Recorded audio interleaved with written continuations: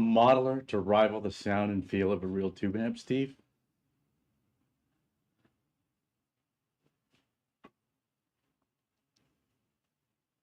In heaven, maybe.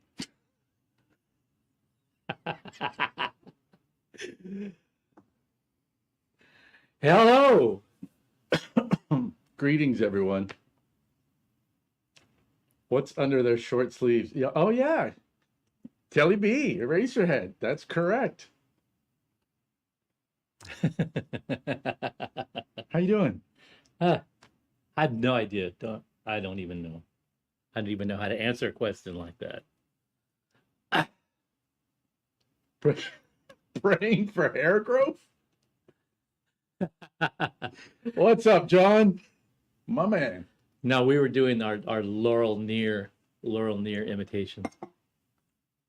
Laurel Near is the actress in Eraserhead that did that. She was the lady in the radiator scene, which... So you've told me, because I have never seen Eraserhead. The first time I saw Eraserhead, I watched it and I'm like, what am I watching? But when the lady in the radiator scene came up, I just went, now it all makes sense. It just like tied it all together for me. I'm gonna have to take your word for that. Lady in a radiator scene. Yeah, and I wanted to play the actual scene from the movie, but it's copyrighted. So if we did that, it would screw up. We wouldn't be able to save the chat. So yeah, I found a video of the real Laurel Near dressed up like the lady in the radiator, playing in a nightclub, performing that song in a nightclub, and we just showed the clip long enough for her to be singing the little bit. But if you watch the whole video, just Google Laurel, like Laurel Canyon, Laurel Near, Near, and it'll pop right up. At the intro to the song, she's doing the little thing, and she's also looking at the floor and tiptoeing back and forth like this. The mic is right here, and she looks down and she kind of, moves over to the right a little bit, and then she looks down and she moves over to the left a little bit, which is in the scene in the movie. Okay. She's down in this basement, down in the radiator below the floor, and these creatures, these dying creatures are dropping from the ceiling and landing on the stage right next to her feet. So she's moving back and forth, trying not to step on these little squiggly things that have some deep meaning in the movie, but nobody really knows what they are. Again, I'll take your word for it. So, and for our purposes, basically, that was the answer to the title of the show. And that's the clickiest of baitiest. Yeah.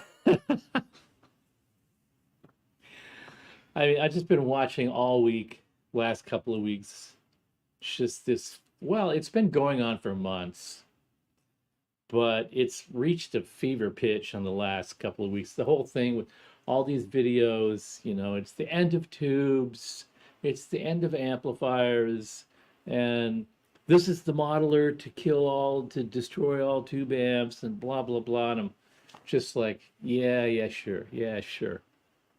And then, of course, the whole Gibson fired Randall Smith thing exploded onto the scene.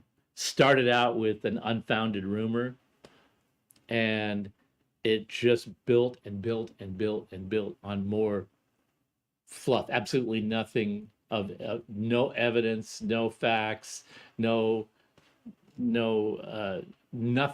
Vapor rumor. Yeah, absolute vapor-filled nonsense.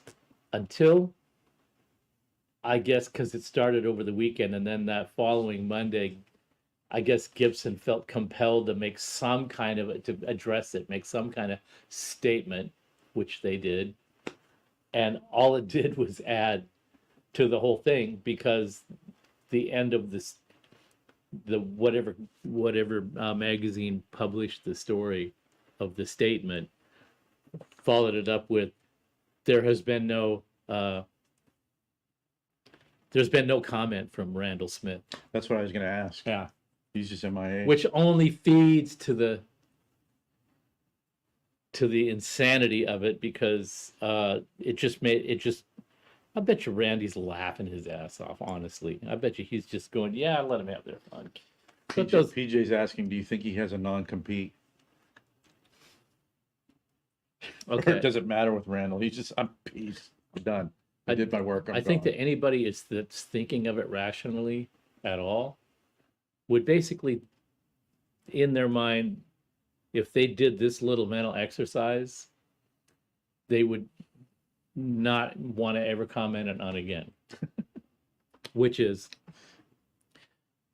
Randall Smith has been in business for 35, 40 years, 45 years, almost 50. Sorry, what Mark said's hilarious. You see that? Just think, Stephen, if you'd sold out to Gibson, you could be fired now too. Yeah, totally. You and Randy could be on a beach. Oh, somewhere. I would be begging for it. Yeah. You know, you don't run a company for 50 years and be a complete dummy. Well, I guess it's possible if you have enough smart people around you, but he's no dummy. He never was a dummy. And just to give you an idea, unless it changed hands in the last decade or something like that, the property that the factory is on, he owns that property. Hmm.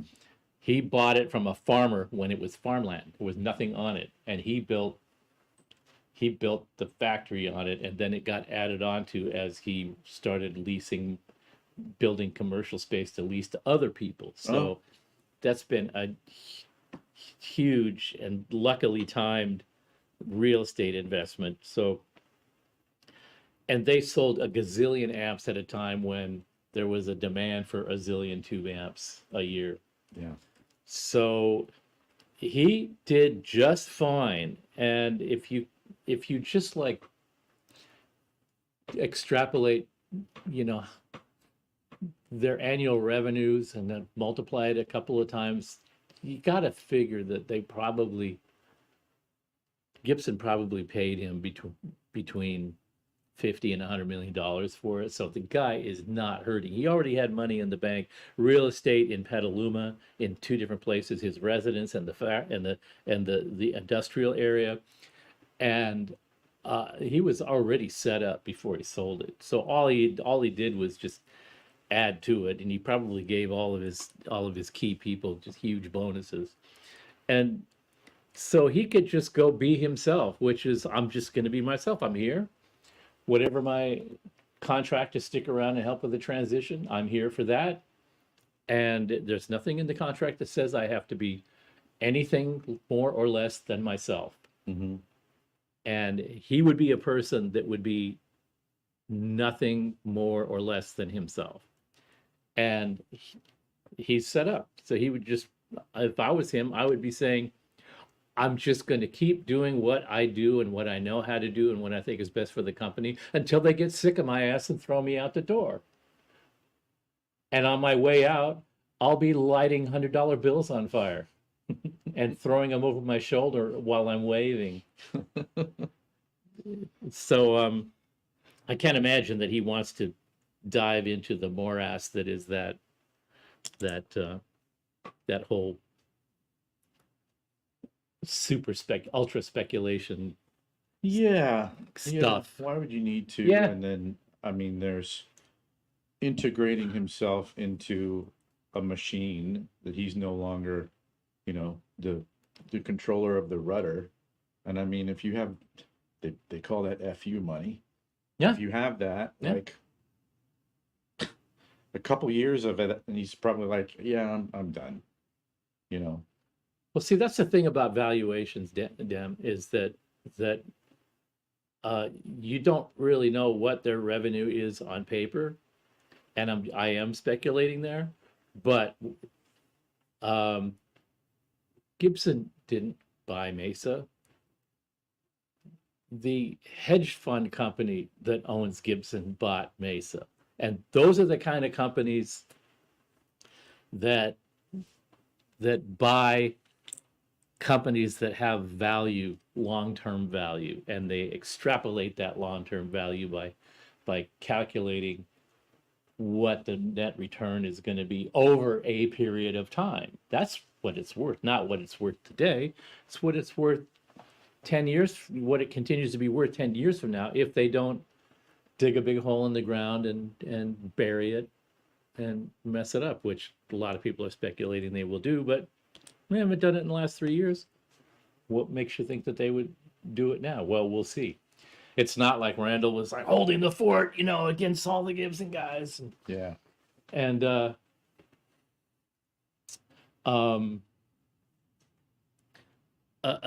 you know, holding the fort against the marauders at the gate. You know, that's just fantasy thinking. And you know, so of course don't quote me on the numbers. I'm just saying, if you look at it the way the people that are in that kind of business look at it, then that's a whole different way of looking at it than what you would think. So I didn't know this. Mike is asking what you think about Divided by 13 being acquired by Two Rock. I didn't know that happened. I only peripherally heard about it, and I didn't really think that too much of it. You know, I don't know, there's kind of a little sort of mini consolidation game going out there here and there. It just seems like, you know, it was a few years ago with companies buying up trademarks and Oh yeah, and right. and the last decade there was a lot and of that. relaunching, you know, legacy brands. I mean, we did that with Sound City. Yeah. And I can tell you why we did that. It was because Sound City was one of David Reeves' first offspring. Sure. And being an admirer and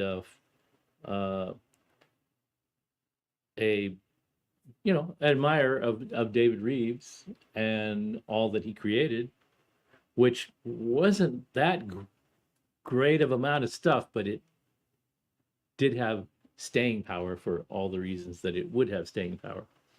So that was just a labor of love. I did that because it was like, how could you not? How could you not be? How could you be that interested in focus and understanding of what David Reeves did? And when that is sitting there available, how could you not say, you know, I can see how somebody else might snap this up and do something horrendous with it. And almost we picked up Sound City almost just to make sure that somebody else wouldn't just make a stinking pile out of it. Right. Yeah. And then we'll figure out what to do with it later. And we made, we reestablished it, and we designed amps and built them and sold them to reestablish the brand, only to reestablish it at a higher level than Sound City was remembered for. Sure. Because it left, it never was David Reeves's party. His party was Highlight Electronics and High Watt. And the Sound City thing was a side project for him, but it's still, it was the root of the Sound City amps were the same roots as the roots of the High Watt amps. So the fact that Sound City just made them progressively worse and worse until they weren't worth buying anymore is irrelevant. I just figured it's rooted in Reeves's inspiration, and it could be raised up to that level pretty easily. And then of course, all kinds of things happened in the world that took our attention off of that and forced us to put more attention on what Fryette is doing. Yeah. So, and that's where it sits. But that was purely out of love and respect. That wasn't out of like, hey, if we, it's not like a Monopoly game. Well, if we get enough houses, we can get a hotel. Right. If we get enough hotels, we can. I don't know if you're capable of operating that way. It's funny. Steven saying, are there amps that do other vowel sounds other than A and E? And I'm like, yeah, there are amplifiers that do this sound, Yeah, yeah. There's some but vowel sound like what? like A, E, I, O, U? yeah. So I was gonna say there's probably more. Probably the really bad sounding amps are more consonant sounds than vowel sounds. what's Like yeah. Like just what is a bumblebee vowel sound? You know, yeah. what is that exactly? Yeah, that's a I mean, in some other language a Z is a vowel sound, I imagine. I don't know. I wouldn't yeah. I wouldn't stay in a hotel run by Steve. Oh boy. You will live to regret that statement. Dan was commenting on Gibson burying companies, and that's how I've always seen it, because I remember when Steinberger and Tobias were bought right around the same time, and I believe they were thriving at the time, and then they just completely sandbagged them. It's like, what happened? Oh, I mean, companies And you couldn't eventually. even get parts for Steinberger stuff. Yeah, Remember trying to get parts for trams and like had to there's- chase people around and yeah, just, but there's so many different reasons why companies do those things, yeah. and you attach the name that represents the company to that behavior. But there was a time when Gibson was owned by another entity called Norlin, Sure. and it was Norlin that was making those hideous decisions. Just like with Fender, it was CBS that was making those hideous That's decisions. what Dan was saying is, maybe it's not so much Gibson, it's Harry. It's what? It's a Harry J issue. Well, yeah, Henry J, sorry. yeah, but I mean, that stuff was going on before Henry came around. So, I mean, pre-CBS Fenders. Well, CBS bought the company, and then they sent real engineers in there to make the product better, and they made it better to death. And then Fender did a similar thing. They bought SWR, and once they acquired all the assets and looked at it, they went, every one of these amplifiers is going to have to be re-engineered. And then after a while, it seems like they just threw up their hands and went, this is, I mean, other things happen in companies when those companies or they're managing entities around them are doing other things, and stuff intervenes. Wars, earthquakes, financial catastrophes, so the company behind the company is like trying to maneuver around these things too. And so something that seemed like a real important initiative up front could just get derailed by a whole bunch of other things that are going on that are totally unrelated to why they acquired a brand. It was just like, this seemed like a good idea 6 months ago, but no, that's out the window now. That project is dead. Movie companies do it all the time. They'll spend tens of millions of dollars on a movie budget, and then they'll go, you know what, this thing is going to be a big bloated piece of crap, and we're just going to like stop throwing good money after bad. Those things happen. I remember Mr. recording this record. I think they recorded it in 1990, and the record company just said, yeah, we're not putting it out. It's the best thing they ever did. And they finally were able to buy it back 20 years later and put it out themselves. It's crazy. It's like, yeah, we paid for it. The company paid for it. We're not going to give it to you at the time. Yeah. We're just going to stick it in the vault. Yeah. And kind of like band over. Like, what are you going to do? Yeah. I mean, those things happen all the time, and nobody says a word about it because they didn't even know or think about it. But for example, JBL bought Rivera. I didn't know that. And then once they started trying to wrap their head around it, they just went, we don't have a freaking clue what to do with Rivera. And they just gave it back to him. They didn't sell it back to him. They gave it back to him. I went, okay, we're in like way past our skis here. Whoa. You know? Wow.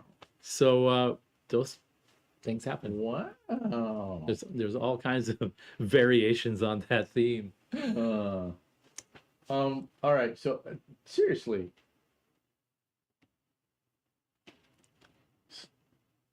what do you think of this? Any chance to hear the story of the Valvulator 1-2 buffer? Is that what you're? Oh, is there amps that do other valve sound? Is that the one we were already talking about? Are you putting a new question up, or is that it? No, that's it. Oh, by the way, Steven, yeah, home run on your TGP post, putting that up there. Well, A, E, Ah, O, Ooh. Just think about it. What amp have you played through that sounded like ooh, ooh, you, you? Maybe a super V scooped some kind of crazy metal amp, but that would be. I don't think that there is a single. I don't think it's a single vowel sound when we're talking about other things. I think the basic ones are the and the he. I don't think there's well, there is, but I think the has got some E in it. You know what I'm saying? Is there are. Yeah. I think after the A and the E, they start to become combinations of things because one of them is too ridiculous, and it doesn't work unless it's got something on it to complete it. Sure. Right. Yeah. So that's about what I can pontificate on about that at the moment. It's always just been about what happens when you hit an E chord, and especially a loud E chord, out of a 100-watt amp with at least 4 speakers, if not 8. Sounds like and fun. What does that make you feel? Or I mean, it's not just a vowel sound, it's a whole body experience, body that's experience. a different kind of thing. Yeah. That's a rearrangement of your molecules. And the best representation of that experience that I've ever seen in a photograph is Paul Kossoff leaning up against his full stack with his Les Paul like this. He's literally leaning on the cabinet, just going, and he's bending this note, and he looks like this is better than 8 heroin fixes at once. I'm sure he was getting what Rush called big pant flap. Yeah. Right? Yeah. All right, here's a good one. We've wanted to do this in video form for a long time, but the scheduling hasn't worked out. Can you see that, Steve? I don't know. Any No, I'm chance trying to figure out what this mystery drink that just got handed to me is. Oh, that's yak urine. Yak urine? Yeah, a little bit of lime. Now that I know what yak urine smells like, Yeah. I have to go get some more of that yak urine because it's quite tasty. You could probably marinate a nice piece of fish in that yak urine. No, there was a piece of fish marinated in there. That's it. So, any chance we can get a detailed walkthrough of Dean DeLeo's fly rig? Ta-da! I think we've talked about on that here, but do you remember it? Can you just yeah. In fact, I was lay it on him? I was just talking to well, we're in pretty regular communication, so that would almost be a show, I would think.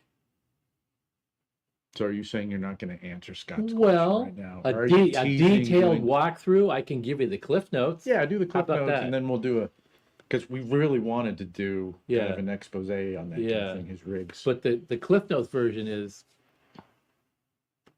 Dean DeLeo is one of those guys. He finds his zone, his sonic zone, Set it and forget it. and I'm not screwing with that. I have days like that where I'll be tweaking and I'll be messing around with something, and then I'll stumble across something that I go, oh, That happened with the ether. I played a chord and I went, I don't want to inflate my own ego by saying that that's the most amazing thing I've ever heard out of an amplifier that I built, because I didn't really know, I didn't have an expectation about it, what it was going to be. I just did it for fun. Yeah. And what came out was far exceeded my expectations. It wasn't. You went to lean back on it, and then It wasn't specifically designed to be anything. It was a work in progress until it was fully formulated. And the next thing that happened was Friedman came by and he goes, played an E chord through it. And he goes, don't ever change anything on this amplifier. I'm telling you, don't mess with this. And then 2 or 3 other people did the same thing. And I went, okay, I don't mess with that. That's the Dean thing with his live rig. Now, live rig, because keep in mind, most of the STP records are done with little amps, little 5-watt, 10-watt amps. Right. He's really into that Jimmy Page consciousness of, and he was very specific about that in interviews. Where I remember when he and Robert did the Alien Ant Farm records. They produced their second record, and they were saying, "Oh yeah, they made us maybe play through all little tiny combos, little tiny things." Yeah, and his explanation for that was that the big amps take so much space in the mix. sure. Well, I mean, there's a way to control that, but I guess you can take a little compact version of a big sound and just add dBs to it, and then it's a big sound. If all the elements are in the proper scale in a little amp, when you re-amplify it up big, it's a big sound. Mm-hmm. You could take a little fizzy sounding, buzzy, compressed something little amp and make it really, really big. Only it's just louder and it's buzzy and squeaky and flubby and impossible to listen to, so that only works with some amplifiers that have these right elements in this particular balance, right? So that's the recording thing.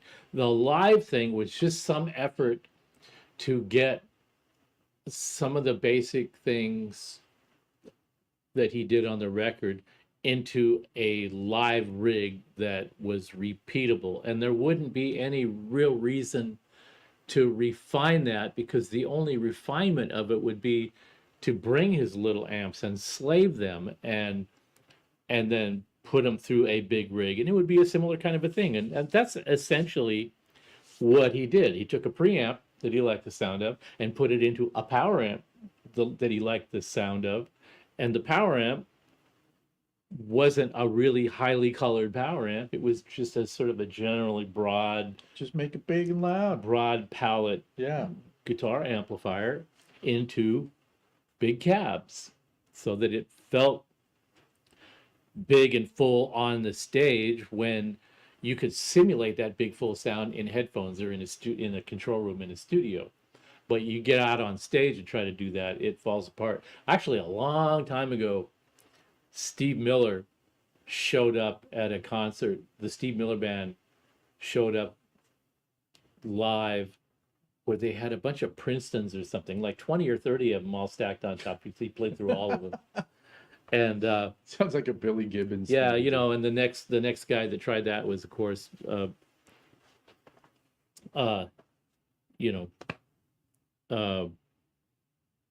Queen, Brian May, did a similar thing. But so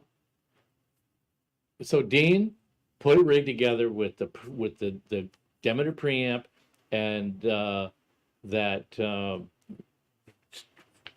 Rocktron, Oh, the IntelliFX? the IntelliFX, and the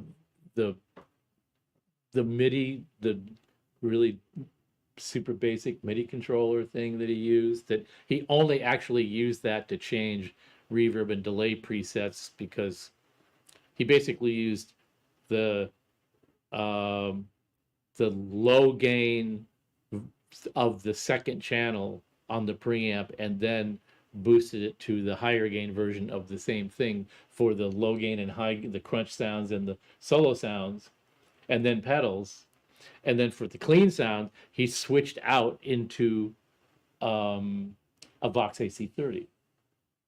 So he had his basic sound coming out of the Marshall cabs, and then he had another sound which was the AC30, adding the chime and the shimmer, The top boost. and the resonance, the open back, you know, that Yeah, thing, sure. onto the other sounds, which he still uses that for. So he was happy with that rig from the time that our company started and that band started, which was right about the same time, till 2 years ago, where he finally went, I gotta do something about this big, expensive thing to haul around. Yeah, certainly going overseas. Yeah, yeah. And especially going overseas. And Robert went through the same thing. He had the QSC power amps, and I think he was using a pod preamp. Like And- the Pod Pro, the rack. Yeah, Yeah. yeah. He used that and the QSC power amps and SPT cabs. So the Wow. QSC rig, the pod QSC rig, he could carry, you know, in a small little rig, and then they rented SVT cabs for him everywhere. And Dean, the same thing, wherever they would tour. They'd rent the After they cabs. started shedding, hauling cabs around, and just started renting cabs everywhere. Then it got to the point, well, you know what? We really need to cut the weight some more, and that's when it came down to, what can we do to get this sound down? It was all about just the physics and the shipping of the thing. So that's what we did. We the Demeter preamps were breaking all the time, and I know this because they were difficult to get them fixed when they would go down. They had two of them, and one was a backup, and they were both constantly being repaired and swapped out. And there were a number of times when James wasn't available to do the repairs, and so me being a friend with Jim Demeter, I just called him up and I said, "Can I just like buy 4 power supply boards from you?" And he says, "Yeah, well, here's the price." And I said, "It's for Stone Temple Pilots." "Yeah, okay, well, here's the price." And it was like the retail price. And I went, "Fine, I don't care. Fine, just sell me 4 of them." Because that was the thing that always failed in those preamps. Mm. So if they failed mildly, you could just repair them. But if they failed spectacularly, you'd had to replace the whole board. So I just got 4 of them, so that whenever they came into town and they needed some other work done, and they would bring in the if they had a preamp that needed to be dealt with, just leave it, we'll take care of it. And that's what we did for a long time. So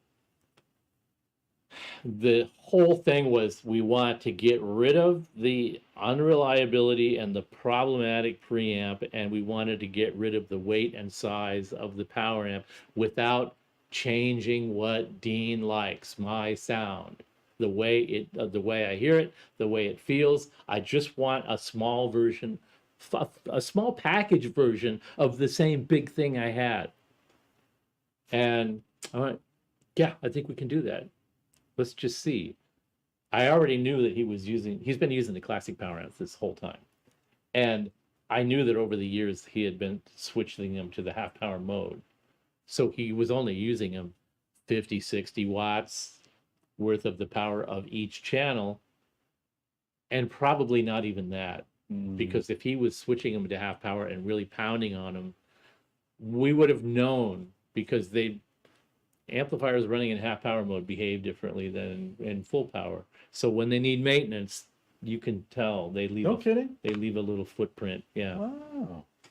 If you're pounding on them. Yeah. If you're pounding on them. If you're just playing them at very conservative volume levels, you wouldn't be able to tell. But if you're really thrashing a classic power amp in half power mode, the remaining tubes that are operating in half power mode, the screen grid resistors would start to heat up Mm-hmm. because you're pushing the power tubes to the point where they're drawing so much current that now the screen grid resistors are overheating.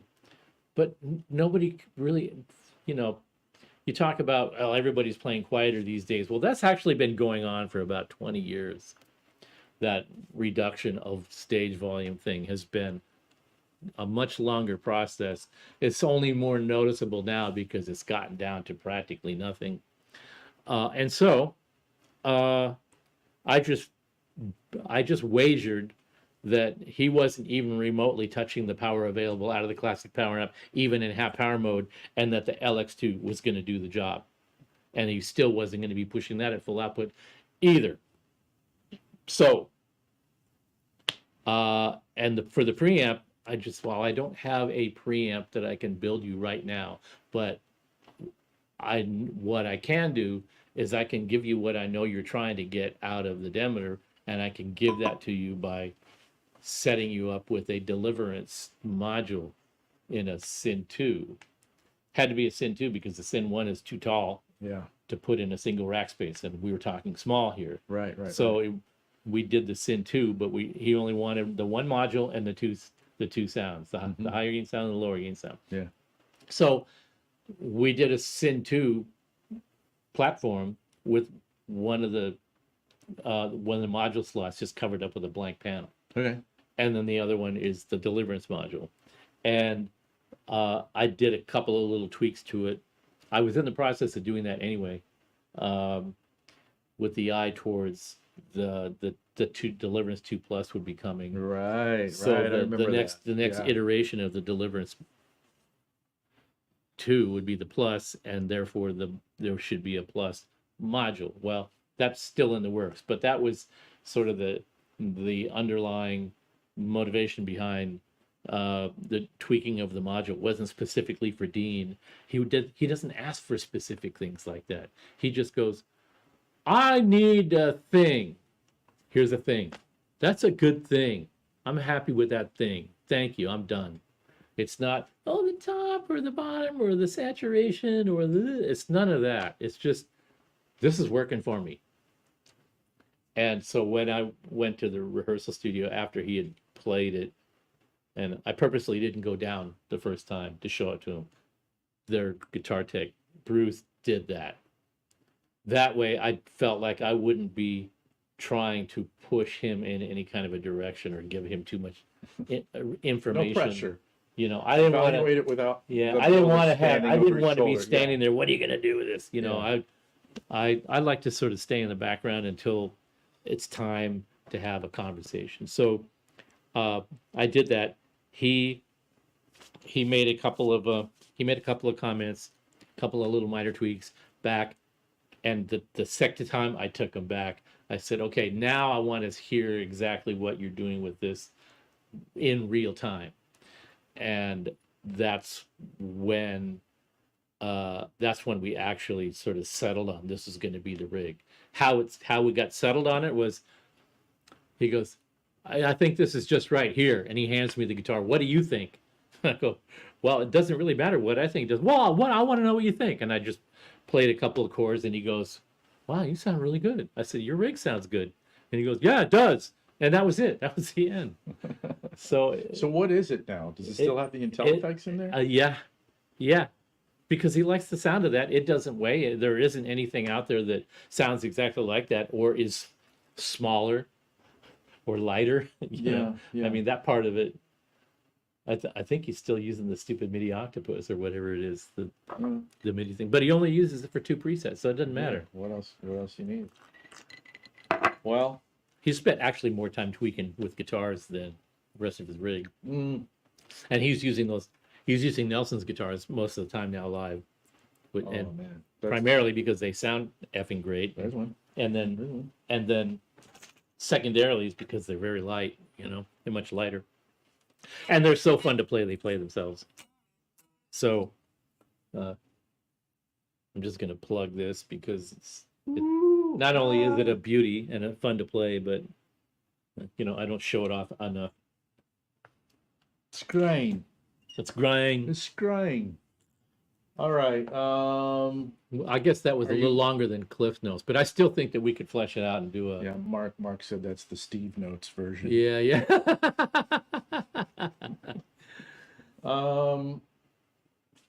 Why can't the 2C transformers be recreated? Was there a question before that about the V1, or is that later? The what? The Valvulator one question. I don't know. See. Yeah, a little maybe earlier. I think it's earlier. The guy asked about the Valvulator one. Well, I'll answer this one, and then we'll talk about the Valvulator one, so you could dig that out. That is that's just more of that Mesa lore.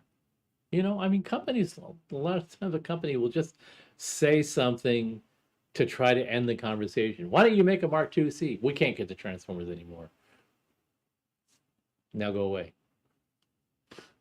Why can't the Transformers be? Okay, now you opened a can of worms. So let's talk about why I say that that's a fallacy. What is a transformer? It's copper wire and layers of transformer insulation or laminations and insulation between the windings. So it's like, why can't pancakes be recreated?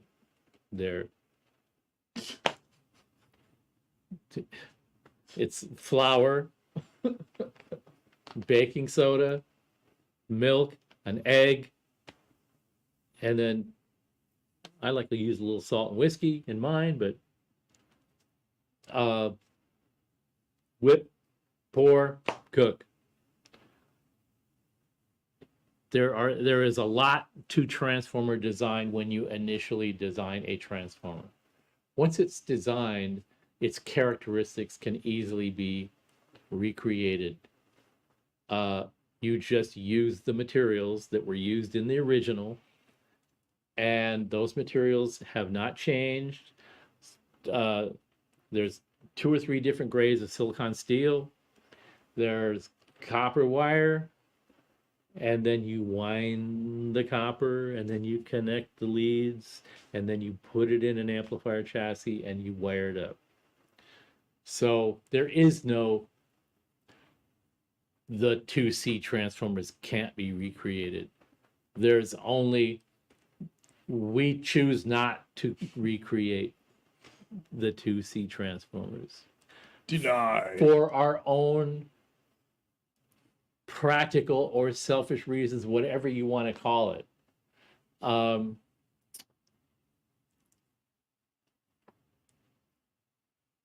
Now, having said that, okay, for example, maybe in the old days, they used a higher grade of silicon steel,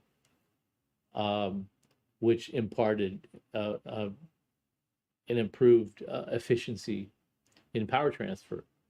And of course, these days, that particular grade of silicon steel is now extremely expensive. So it goes back to, why can't it? It can, but we choose not to because we don't, because that transformer that was in let's see, when was the 2C plus? 83? In 83, that transformer cost $35 in quantities of 100 to make. Mm-hmm. Now, that same transformer, same materials, same amount of labor time, is going to be $300 to make. Okay. In 100-piece quantities. If you make 1,000, it'll be a lot cheaper. Yeah, it'll be $295.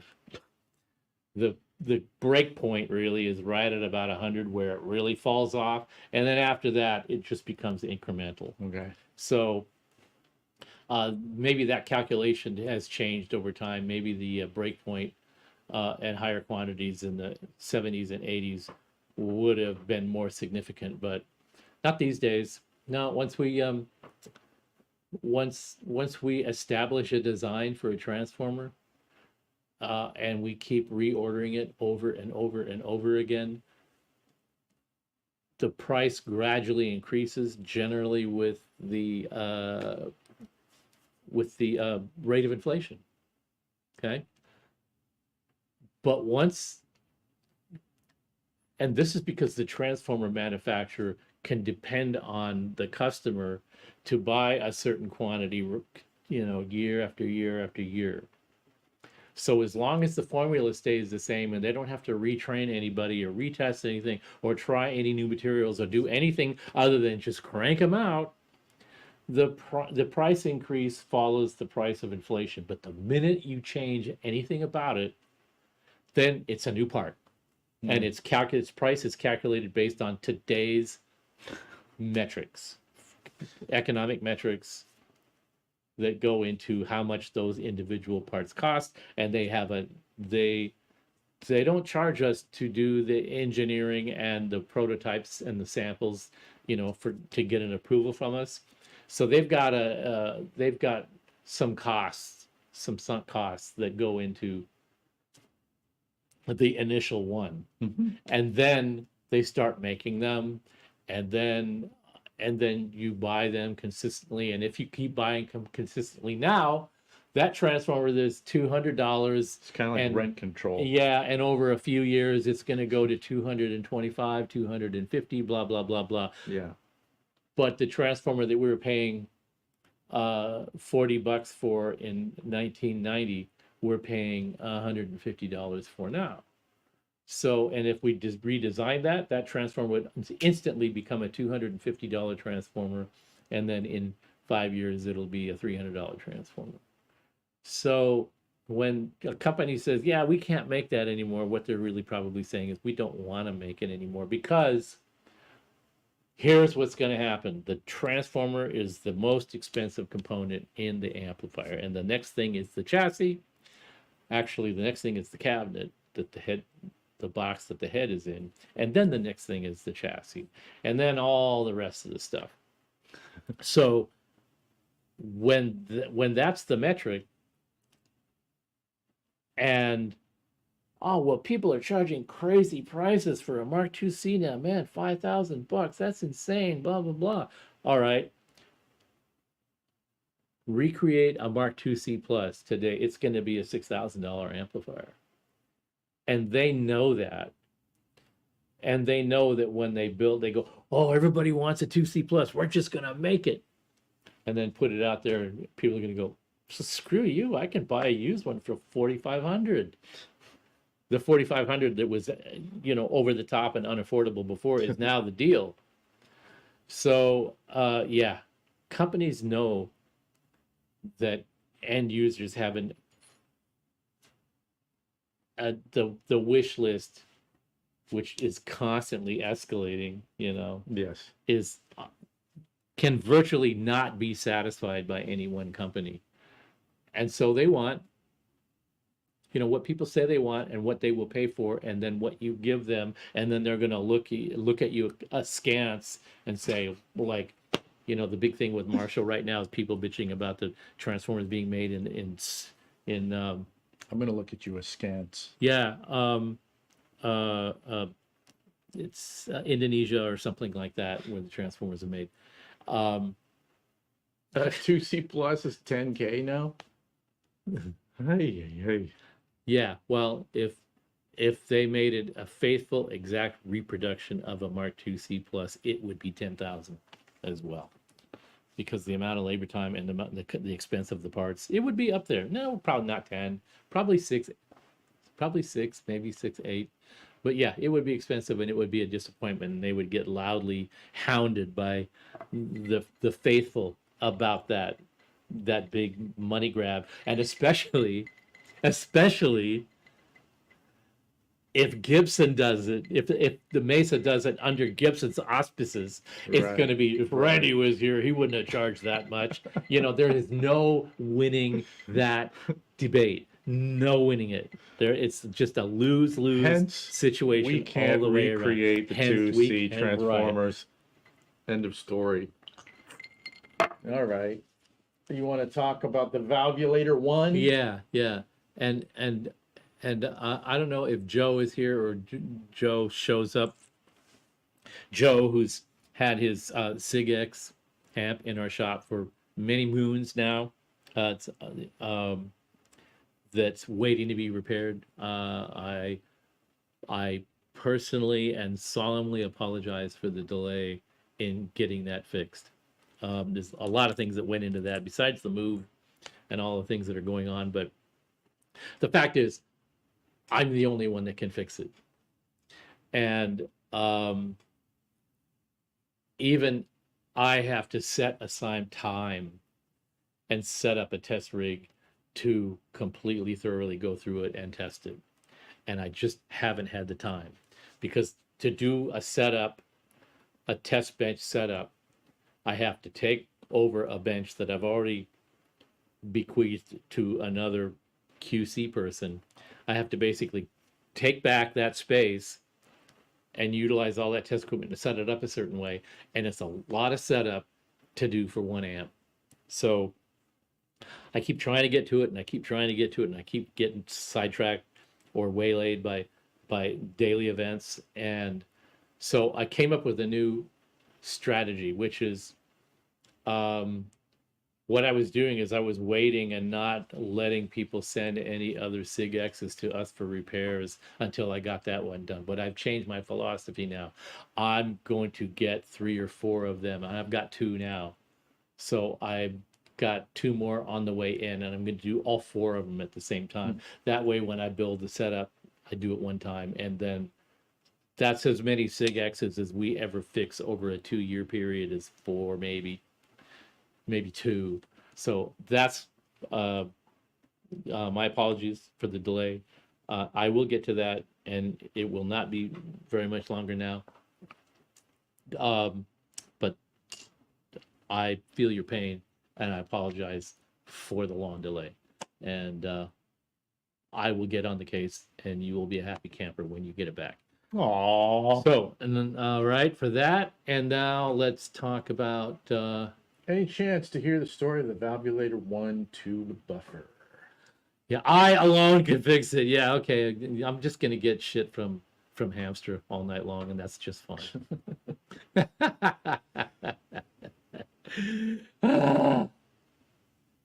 Not because I'm the only one skilled enough to fix it, but I know what to do in there without having to explain it to anybody else.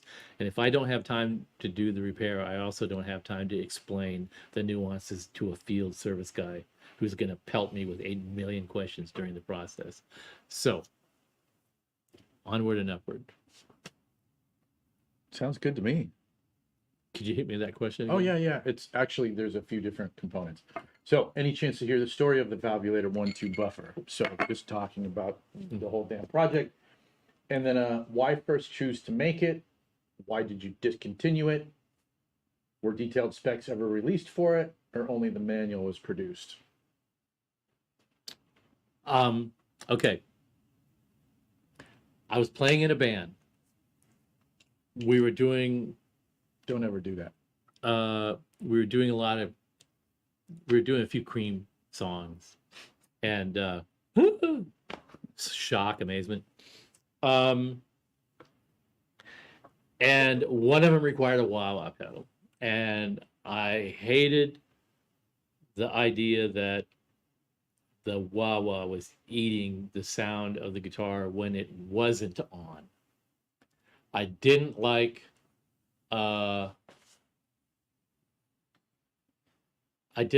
true bypass thing because the switch popped, and I just thought, well, this needs a buffer. That would solve the problem. And I alone can fix it. And yeah, I could just do a little solid state buffer and it would be fine. It would be done. But that's not me. So I made a little box and I made a little tube buffer, and I thought, well, this will be a fun little side project for me to goof around with. So I did that.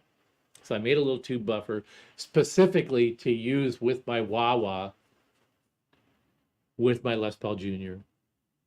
into my rig. And that way I could turn it on when I wanted to, and then when I turned it off, it didn't kill the sound. and I kept this nice big sound of the guitar going. It sounded like the guitar going directly into the amp, and that's what people always talk about the Valvulator one. It sounds like plugging the guitar straight into the amp, and it feels like it. And that's what I needed, and that's what I wanted, so that's what I made. And then as soon as I made it, I go to rehearsal and I'm playing and the wah-wah battery dies, and I'm like, oh, God. Okay. So to fix that problem, fortunately, part of the power supply that ran the Valvulator one inside the circuitry inside, there was enough spare voltage in the filament circuit, the regulated filament circuit, to power the wah-wah pedal externally. So I put a little hole in the side of the box and put a jack in there, and I put a jack in the wah-wah so that the Valvulator one powered the wah-wah, and then I was done with it until I showed it to somebody else. And then it became, can I have one of those? And then once I thought, you know what? I wonder how many other people would want something like this. So that's how the Valvulator one came to be. And then I realized that it wasn't going to make it with just one DC out. So I went with 4. I limited it to 4 because it had a big giant power transformer in it at the time. And this was before switch mode power supplies and all that kind of stuff. So had a big transformer in it, and I couldn't drag too much current out of it because it would hum too much into the tube circuitry. So I just limited it to 4 DC outs, an input and an output and a parallel output, and we ran with it just to see what kind of acceptance it would get. And it sold really, really well, and we made a lot of them, and we didn't really hear that much about it. And usually when you make a good product, you don't really hear back about it. They just go out there into the 4th dimension. They go into a wormhole, it seems like. The only time you hear about something that you made that went out there is when something happens to it. And the interesting, and every product has its dynamic, its personality, the way that it impacts the owner when it seems to be not working right or fails or whatever. Mm-hmm. You know, with the power station, it's like, oh, I hear the fuse blew. Okay, it's a bad tube. It's making a little crackling noise. Okay, it's a preamp to replace that. With the Valvulator, it was like massive heroin withdrawal symptoms. Like, and that was a universal reaction. That big transformer, if you dropped the thing or if you got mad at somebody in the audience and threw it at them or whatever, the transformer would break off of its moorings on the PCB. No matter how much we tried to secure that thing, it's just a heavyweight thing to put on a PCB, and there was too many wires on it to mount it onto the chassis and then run wires off it onto connections on a PC board. Could have been done, but it would have just been a nightmare. And so we just went along with it. Whenever somebody broke one, they just sent it to us and we fixed it for a really cheap price and just turned it around really quick. But it always cracks me up when somebody is really, we have a few customers, 5 or 6 of them, maybe 10, maybe more, that have 4 or 5 of them, and they buy them off of eBay or Reverb whenever they show up. I know a guy that's got 6 or 7 of them as backups until the next one comes out that we started mumbling about maybe 10 years ago that we were going to do. That's what I was going to ask. And at the time, we shrank it down a little bit into a different configuration with a different transformer that would have been more reliable, but it still was old school, and it still didn't kind of like light everybody up. So it just sat and sat and sat. And now we're talking about we've got a really good practical way to make it again. And the thing is that we don't think that it needs the power supply outputs anymore because 80 billion companies make power supplies. So the Valvulator always has them. Yeah, right. You already have 4 or 5 5 of them. Yeah. So actually what we're going to be able to do now is make the Valvulator one that will work off of a 12-volt power supply instead of plug into the wall, which was the other thing that people didn't like about the Valvulator one, which is that it was used an IC plug. It plugged into the wall. Yeah. It would be easy now to make it run with a wall wart, and also there are plenty of commercially available power supplies out there. That Voodoo Labs makes a great one, of course, and there are several others that will have enough current to run a Valvulator one with the tube in it, and so it's way back there in the development cycle because there's other things that everybody's more excited about right now. But there is a chance, and it'll basically just be the same thing as terms of performance and functionality, except it probably won't have. It either won't have the DC outs, or it'll still just have like a few, maybe 2 or 4.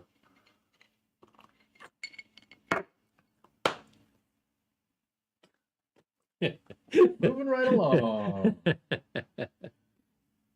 Brendan asks, how have people reacted to the LX2? Just the same way that they reacted to the other power amps that we make, which is They bought them? they bought them, they use them, we don't hear about them that much, and it's just the kind of thing that I think probably the reaction that we most get from people that are really that spend time giving us back comments are that they didn't believe that it was going to sound that good in that small size of a package. And even though we said it's just going to be like one of the bigger ones, only smaller. Nah, it can't be. It's just smaller. But it's, again, they're just transformers and tubes and some basic circuitry and all that. But we spent considerable time on the transformers to get them big sounding and flat at the same time. And of course, there was a contingent that was like, wow, you're just going to break tubes all the time. And that hasn't happened either. So the reaction has been pretty much silent sort of acclamation that I'm all good.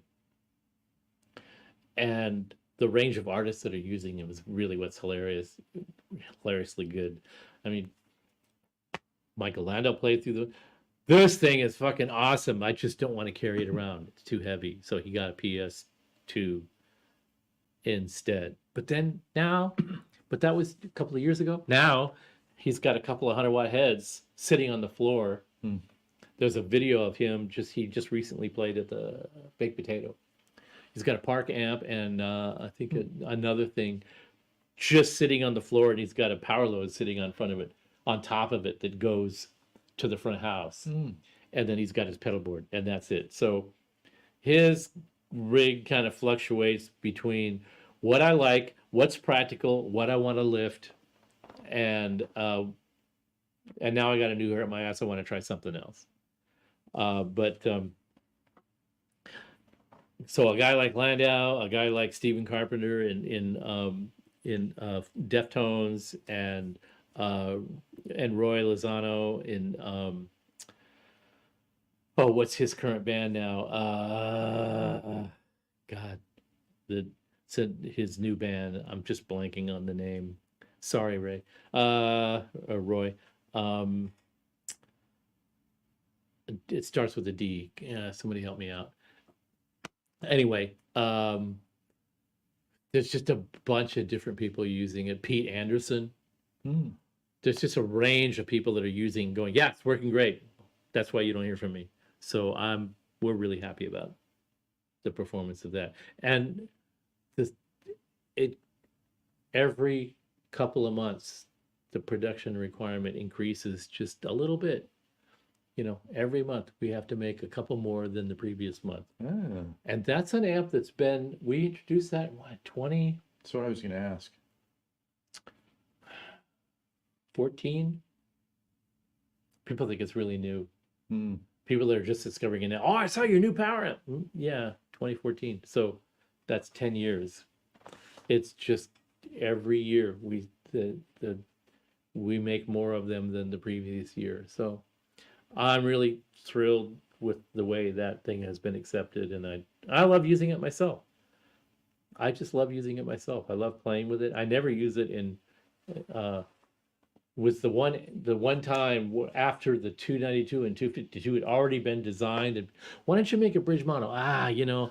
That's a whole re-engineer the whole product design thing. So when the LX2 came around, all right, this is where you're going to get your bridge mono mode, because we're on a clean piece of paper now. Okay. So that's why we did the bridge mono mode in that, because people were asking for bridge mono mode. They weren't asking for bridge mono mode in a particular model of amp. That's just, I want an amp from you guys, a power amp, a stereo power amp from you guys that sounds like your power amps. That's bridge mono. Okay, we'll make a whole brand new one that way. How about that? And it'll be smaller and lighter. And so that's what we did.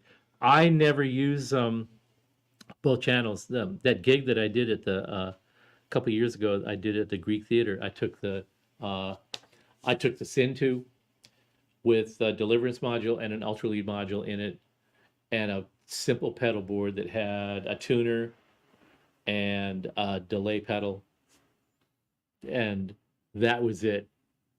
And I didn't bring a cab because the venue had a Marshall cab there that they wanted me to use. They didn't want me to haul a cab in.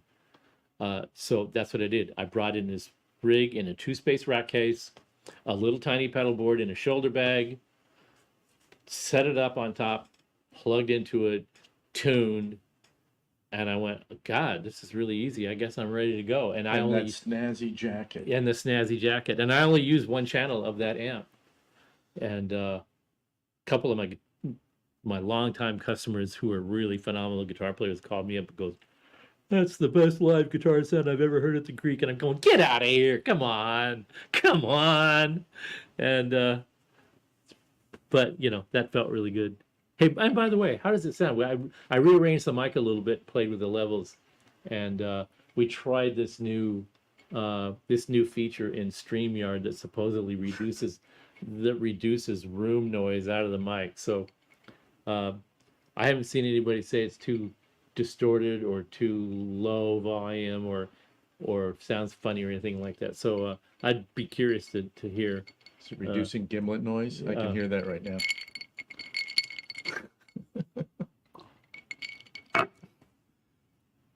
I think, yeah, this is the gimlet.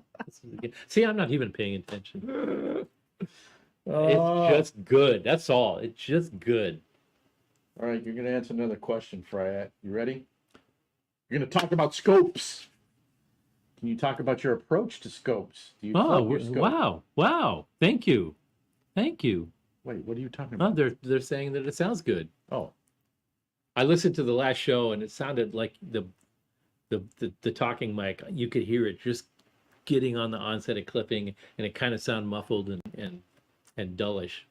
So I extended a little effort to try to improve the fidelity of the speaking mic, because after all, most of what we do here is just shoot our mouths off, and we might as well sound as good as we can make it sound, pal.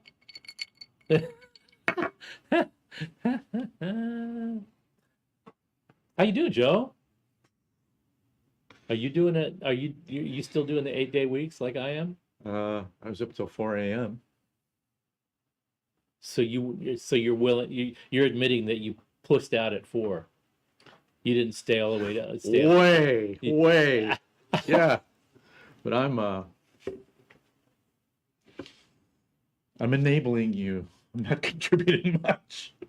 Letting you do your thing. Well, I'll tell you what my thing is today.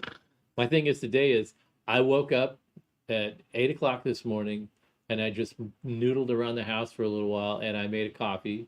I made a Did you espresso. make a good coffee? I made a good frozen espresso drink that Nico-chan can't even drink commercial coffees anymore, because I have the blend. You guys are bougie as hell with your coffee selection. Yeah, I've got a really good blend going on right now. So I started the day off with a slushy iced espresso, and that's all I've had today is a slushy. iced espresso at around 10 o'clock in the morning because I made it earlier and then I put it in the freezer so it would freeze. And then after it starts to thaw, it gets slushy. That sounds so That's all I've had to eat today is a good. That is a qualifies eating. that Did you eat qualifies your as yeah. slushy I espresso? ate liquid coffee beans. And I feel great. I don't feel my stomach isn't growling. I'm not. I don't know. This last couple of weeks, it's really been about. It's been a long time. When we were in Newbury Park, so this would have been between 92 and Newbury Park. Were you near Tom Edison? yeah, we were right next door to Tom Ennis Guitar Works. So that was in the early to mid 90s when we were there. I usually ate a meal a day. Sometimes I went out to lunch with the Tom Anderson guys. We would go out and get some Indian food or some Mexican food or something like that. Most of the time, I just sucked on either a giant Coke with lots of ice, so lots of water in it, and then I ate dinner, and that was it. And I just had boundless energy all the time, and I never felt worn down or run out or anything like that. And that's happening again now. I only eat just as an excuse to take a break. So I don't really even eat that much. I just go wolf something down and then I go back because I'm on such a. Here, I'm eat on a chip. No, I'm good. You don't I'm want a good. chip? No, you have it. No, I'm not having a chip. I'm just on such a tear right now that I'm just enjoying everything that's going on, and I just seem to have this inexhaustible energy. But the difference is I've got 80 things that are all taking up all that energy, so I don't lay awake at night and fret out about nice. what are we gonna do? I got this. I got to solve. I go to bed and I hit a wall, boom, out cold, and then 6, 7 o'clock in the morning. That's All right, actually a nice place Let's do it to again. be. Yeah, it's really interesting dynamic going on right now. The work actually crowds out the neuroses. You The just work crowds out basically life. In other words, this is my life right now, and I was just watching when Hackney Diamonds album came out, they did Rolling Stone interviews and stuff, which were really touching and interesting and fun. Keith Richards let us into his soul a little bit, which was very nice. But there was an interview with Mick Jagger, and the interviewer was asking him why, if he was working on a memoir, a book, or why haven't you come out one, or are you working on one, or something like that. And Mick is good. No, it's not for me. Why? He goes, I'm all about moving forward. I've read some of those memoirs from some of my peers, and they're like all about the past, and that's just not my jam, man. I'm about moving forward. I'm all about moving forward, and that's pretty much all I care about. I have no interest in let somebody else write that story. They'll do it a lot better than me, and I was riveted by that. I just thought, exactly. I don't give last week a second thought. There's so many new things on the horizon. There's so many little new things that I learn how to do or figure out how to make easier or better. There's just no end to it. So I'm just on this forward motion thing, and I really related to what Mick said about that, which was that. And then they went to Keith, and Keith, how can you guys do this year after year for all these decades? And he says, well, we just love each other, and we're in it to the end, so we're just going to go down the tube all together until it stops, and who knows when that's going to be. We're having a great time. We don't ever run out of the passion for it, so there isn't any compelling reason to stop. And I think somebody asked me, we're talking about Randy retiring and other people retiring, and are you going to retire? And I feel the same way. I feel like, so no Stephen Fry autobiography? No, none of that. No, why did Gibson fire Fryette? And I'm just having a ball, and the stuff that is coming out of it, it's not coming. The initiative maybe comes out of here to get started on a direction, and of course I have a team helping flesh it out and all that. Uh, and that's the part that really motivates me and makes life worth living is I can just hatch something and then bring the team in and I basically sell it to them. Look, here's my latest brain, whatever.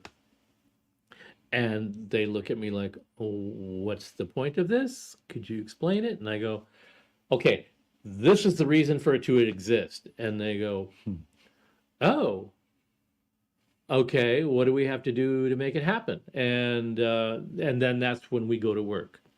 And well, gee, do you think people are going to buy it? Do you think it's going to sell? And I go, I don't have an effing clue. All I know is I think it's a good idea. I think the market is ready for it. I think it's timely. I think it's a solution that people need. And we'll just see. So we're in a position where we can just like, look, let's just make 100 of them, see how it goes. As opposed to, I don't know, let's like play it a little closer to the vest and not, but no, I'm all about, hey, get it out there. You never know what's going to happen. And with the zMAX, for example, it was just, oh, that way exceeded my expectations. Same with the power stations. It's just, it's just keeping me really just charged up all the time. Maybe even a little too charged up. I'm getting a little cranky lately. I've been barking at people because I'm on this roll. And I don't want to get knocked off of it. You know, I'm like a kid on a bike going into a crowd and some smart ass decides he's going to stand in front of me and I'm just going to mow him down. It's going to be chicken. Dude, you going to move or you're going to get rolled over? And you know, I have to watch that a little bit because I'm dealing with my team and my people and I love them. But sometimes I'm pedaling the bike, but the image in front of my eyes is this thing that's inside here. I'm not seeing out in the world. I just know that I'm moving forward.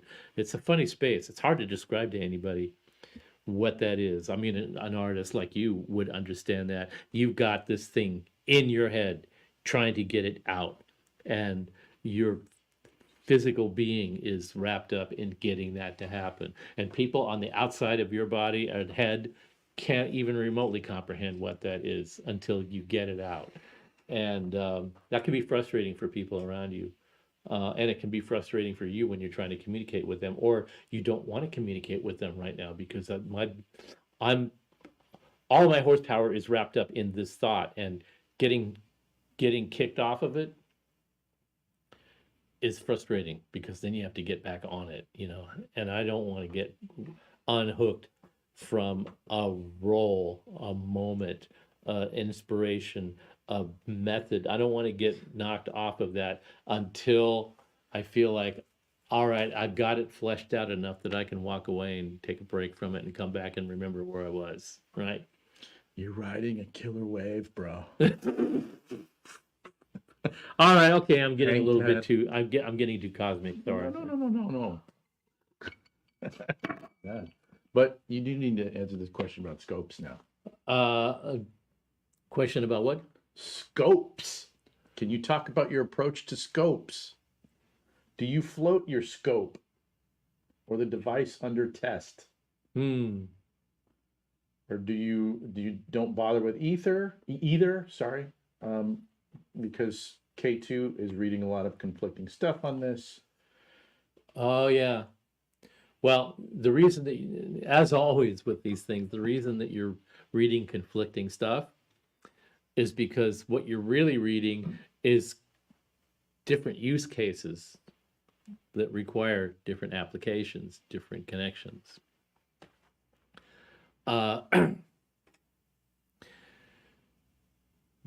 Whether an oscilloscope is grounded to your system ground is determined by what the unit under test, how it is grounded. If you know that your scope is grounded, you know that you want to float it's called the UIT unit UTI. item under test, unit under test, unit in test, UIT, IUT. What you're testing and what you're trying to evaluate as a result of that test determines how you connect it. And there are times when you need to validate the ground scheme of the device under test, DUT. I figured it out. So you want to have the device under test grounded because you're evaluating the ground scheme. And in that environment, the scope has to float. If you have a device that is intended to be operating mostly unconnected to ground unless it's connected to another device that is grounded, Scott, of course, IUD, you're exactly right. Then you need to float the device and ground the scope. Then there's a test environment where you're using the X and Y coordinates of the scope together to evaluate a condition where the scope needs to float because neither terminal is ground. And that's a scenario where the scope needs to float. I don't find myself in using that scenario very often, but it does come up in the power load, the original PL1. And we still use this topology in the PLIR and a couple of other things, but it originated in the PL1, which was a switched capacitor power supply that uses these special kind of chips to convert 12 volts into bipolar 15. And we built the prototype of the circuit and tested it all out, and it was fine. But then when it went to production, it wasn't fine anymore. And we went back and forth with Texas Instruments, who was the maker of the chip. And we were asking their tech support, we've read all the documentation, we understand all the documentation, we've implemented the device according to the parameters shown in the documentation, and it made it through the prototype test, but now in production, we're having this weird issue. And the issue was, what happened was a producer who bought one came in and he goes, this thing is great, except every time I plug it in, I hear my dog barks. And it was emitting this really high frequency oscillation at about 16 kilohertz or something like that, which we had already tested for emissions, so it shouldn't have been doing that. But it was doing that. And so in going back and forth with Texas Instruments, their engineer was going, okay, I need this data, I need this data, I need this feedback, I need this information. And then one day he said, and I need you to do this. And he described a test condition where we needed to float the scope and use the X and Y inputs simultaneously without either of them being referenced to ground. And we gave him all that.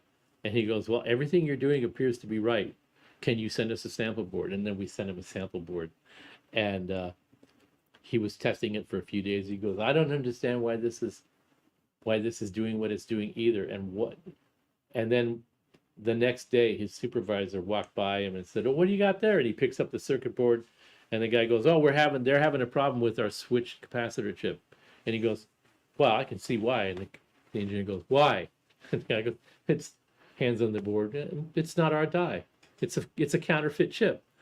Oh, so we learned all kinds of interesting new ways to use our test scope as a result of trying to figure out why a counterfeit chip from China wasn't working the way the Texas Instrument chip from Indonesia was supposed to work.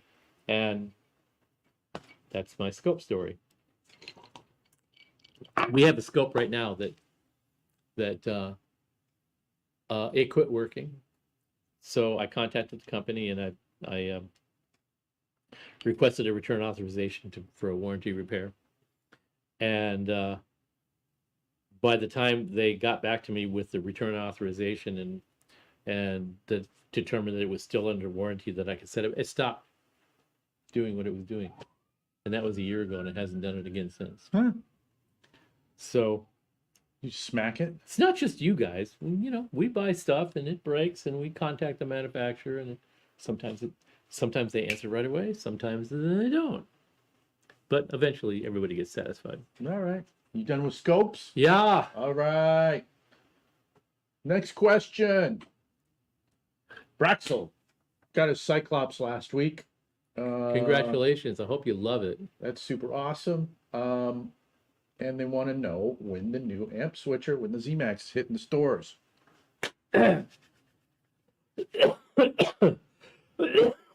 Excuse me. I'm gonna have to have some help answering that.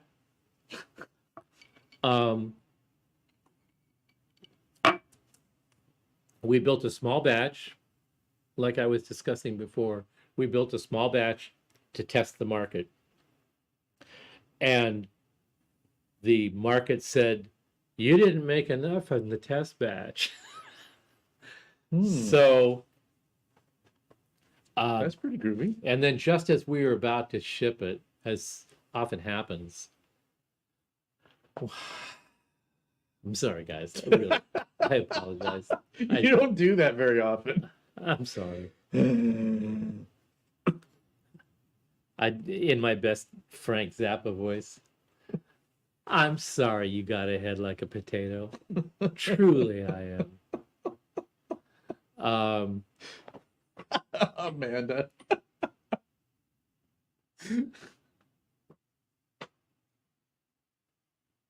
Talking about you doing like an electronics book, complete with tangents. Oh God. Woo! Yeah, really. Yeah, volume 28. 100.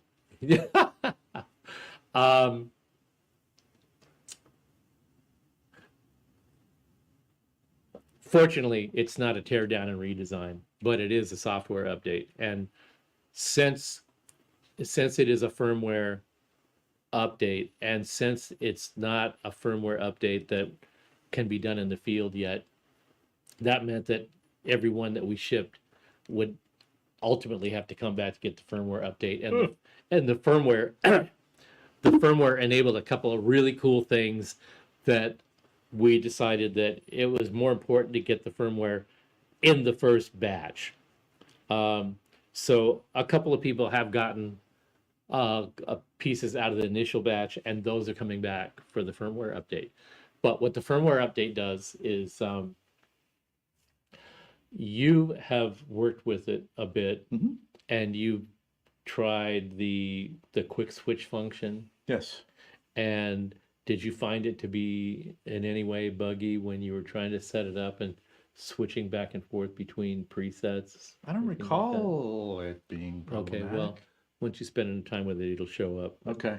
But the whole deal of it was it's a MIDI controllable device, a programmable device made for people that hate MIDI. But it needs it in order to interface it with other gear, and there is an absolute need for it to be MIDI controllable, but not all the time. And a lot of those times when you don't want it to be MIDI controllable, you don't want to be bound by the MIDI requirement. You don't want it to be useless because you don't have your MIDI pedal connected. I just wanted to do this. I don't want to drag out the stupid box to go with it. That was the impetus behind the quick switch function, which, well, by the way, the manual is up on our website now, so you can go download all 18 pages of it. Yeah, you sent it to me. I didn't have time to read it. Oh yeah, it's not a ball breaker, but it is deep and it is informative. And the person that this is my life. The person who I usually use to help me draft a manual, I have two people. One is a graphics guy, and the other guy is a guy who done manuals professionally for lots of different companies. Okay. So he's good at formatting, proofreading, all that kind of stuff. And he's also is a guitar player, so he sort of understands, Invaluable. yeah, some of that stuff that's hard to You got to describe to understand somebody the else. goofy language. He was not available. Yeah, Mark was praising it earlier. And by the way, Chat. I've seen his name is Marcus, and I've seen him, on the. He's been in the chat. He's been in the chat from time to time. So Marcus, if you're listening, Russia, if you're listening, Marcus, if you're listening, Take a bow. reach out to us and send us your current email, because we don't have it, and the email I tried to send to you bounced back. So as a result of that, we're just getting ready to ship the zMAX, and Marcus is gone. My graphics guy can only do so much, and I'm like this, and it's a Thursday. And so Friday, we tried reaching out to him again, and it bounced back again. So that's when I went, screw it. I started writing the manual on Friday of last week. And I finished it, I kid you not, on Monday morning. That was your weekend assignment? Yeah, that was a record. I wrote a complete owner's manual with illustrations, with 5 illustrations, and a deep dive into some of the more esoteric stuff in 3 days flat. That wasn't 72 hours. That was probably probably about 60 hours over 3 days. So you weren't even on drugs. I wasn't on drugs. I didn't drink a ton of coffee. I just went, I don't have time to be held up by this, so I just got to blow past it as quickly as possible, but I can't be a piece of shit because it's a sophisticated product. And you know what I really found out about it after doing that? This thing is way cooler than I had even planned for it to be. It does this. And then when I went to try what? And then I went to try some of the things that I had described in the manual, and it was kind of, we hadn't discussed it. It wasn't specifically designed into the firmware that way, but it wasn't a very big stretch of bytes to add to the code. And we still had a little bit of space in the processor for the code to make it all the way happen. So I said, Julian, I'm sorry, but you need to squeeze a few more bytes in there. He goes, I don't know if I can. I go, well, you have to. Well, why? And I told him. He goes, okay, let me go figure it out. Yeah, that's important enough. And so he basically took all of the code, and he went through and found any lines of code that were the least bit clunky and cleaned them up so that he would make this, like I do when I'm proofreading text. This sentence is taking a paragraph and it's just 10 words too long, and that's making that page want to be 2 pages, and I don't want it to be 2 pages. I want it all in one. So I go in and I rewrite a paragraph so that it says the same thing, but there's 2 less lines of text in it, and that keeps it all in that 1 page size, and that's what he did. So what we ended up with was a couple of things. We completely refined how this quick switch function works and made it better. Oh. And we added mute mode. Oh. So now when you select head 1, 2, 3, 4, yeah, if you select whatever head is selected, you hit the selected head button again, and it mutes it. Oh. And that will happen on any one of the 4. Okay. So it's like a on off? Yeah. Oh, okay. Yeah, so normally you just have, I don't know if you can see this, but I've got a zMAX up here operating. So you have head 1, head 2, head 3, head 4. And on head 1, so I have this set up with the secret mode that you can read about in the manual. And then I want to go to cabinet 2 and head number 2 at 8 ohms and 8 ohms. So it remembers that. Okay, so when I go back here, it remembers where I was, and here it remembers where I was. And now I'm gonna go mute the first head. All right. So now when I go to the second head is operating with all the presets that I had on it. And when I go back to the first head, it will be, I just have to hit it again and it goes into mute. So that's what the firmware update did. And then the quick switch function is the thing that allows you to operate the front panel with a 2-button foot switch without having MIDI connected. Mm-hmm. You can have MIDI connected and still use the quick switch now, which they kind of conflicted before, but we solved that problem. So now that it works both ways or simultaneously. And then when you go to the last known preset, it will remember everything, including what the foot switch did the previous time. So all of that stuff, it just took a couple of days to accomplish, but that pushed the production, the final production. We had to basically not seal up all the production units that we're working on right now until we finish that. So we finished that, and then we went and updated the firmware on all the ones that we have getting ready to ship, and those are scheduled to ship next week. So for the person that said, when are you going to ship them? That's the answer. Yeah. Okay, great. Somewhere in there is the answer to that question. That's awesome. Congrats, man. Thank you. Congrats. It's exciting stuff. This is a guitar question. I remember when you were going around and around about this. Steve, what is your current relationship with the stainless steel frets on your Bruce Nelson guitar? God, that's an excellent question. And do you still prefer, well, you prefer the nickel silver? So that was on there. I'm not sure. Yeah, because you have, those are stainless steel on this guitar, correct? Yeah, I'm not sure if I'm capable of answering that question still, because everybody I talk to about it,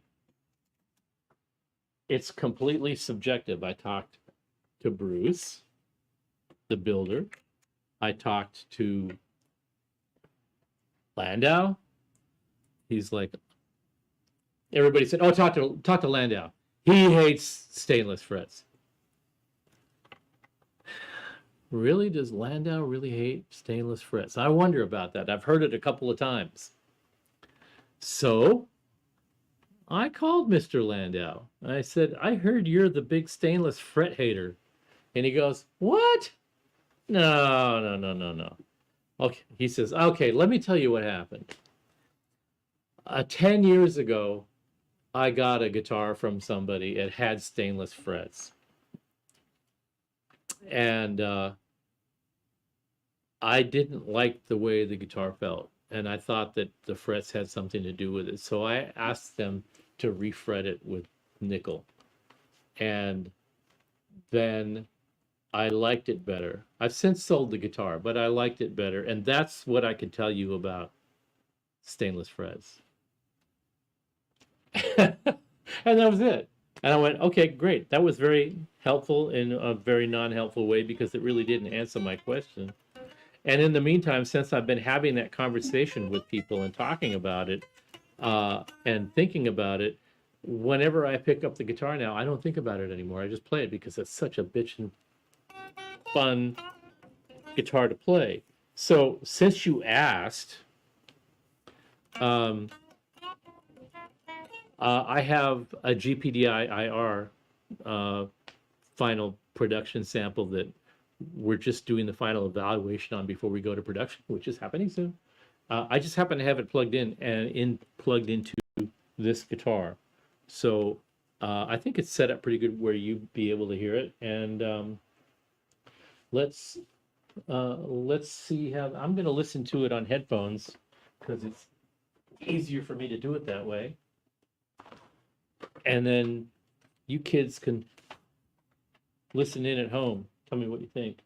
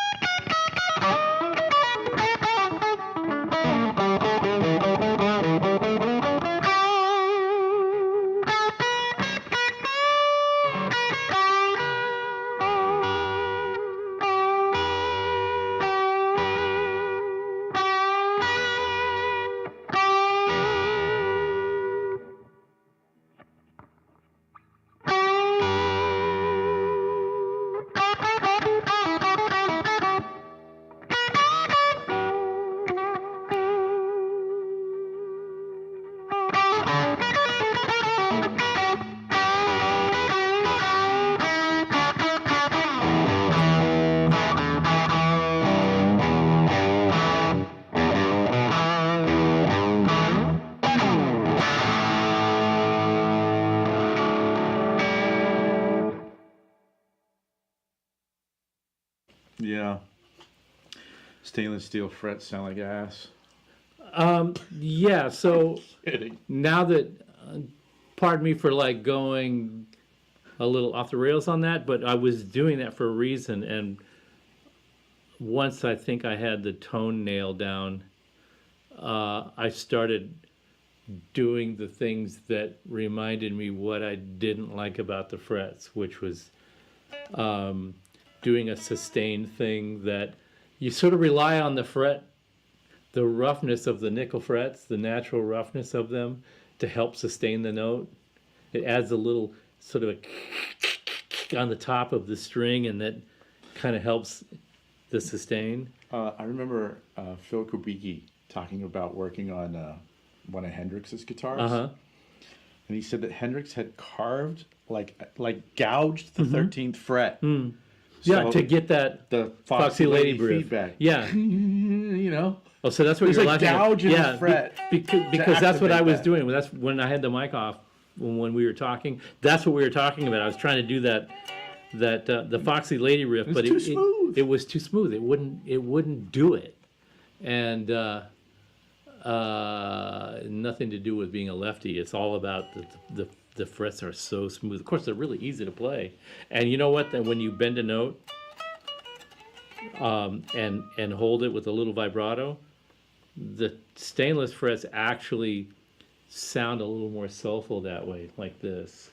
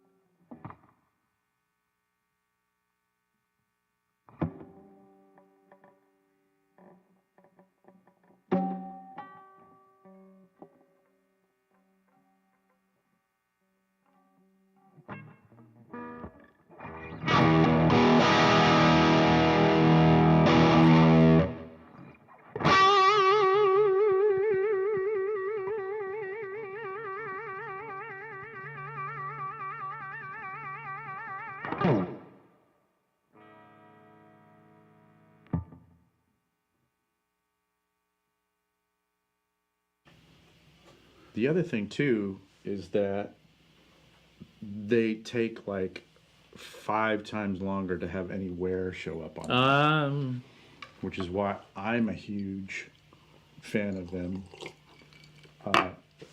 I get stainless steel frets on everything that I can. I'm a big fan, but I have to say, like the first time I had them, oh, you have a new drink. You needed it. You thought I needed it? Oh, I see. Man, how transparent am I? She thought I needed it. The first time I got my hands on a guitar with Thank stainless you, steel by the frets way. was when I had I think it was a 74 Strat that I had refretted with them, and I didn't like it. And it was easy to think at that time, oh, I just don't like the way those sound. But I think it's that particular guitar. It's like, complaining about, I don't like these pickups. And then you just assume across the board those pickups stink. But it's that particular slab of wood, blah-de-blah-de-blah. Or the night that you got those pickups, and that was the night that you stunk up the place through no fault of the pickups. I Right? do that anyway. But, like you're talking about, I think if you haven't played them before and you pick up the guitar, it's like sliding around on ice, Like, I don't know how to ice skate, and you're kind of flying around. I don't know if I like this. It's definitely that. But now you're used to it because you've been playing it. You're like, oh, that's just the character I of just that pick guitar. it up and I don't even think about it. Yeah, yeah. Which is probably the area, the place I needed to get to, which was stop whining about it. Pull your tail out of your ass and just walk, tail in your dude. Whatever, whatever. Just stop it. Stop sobbing. You better stop sobbing now.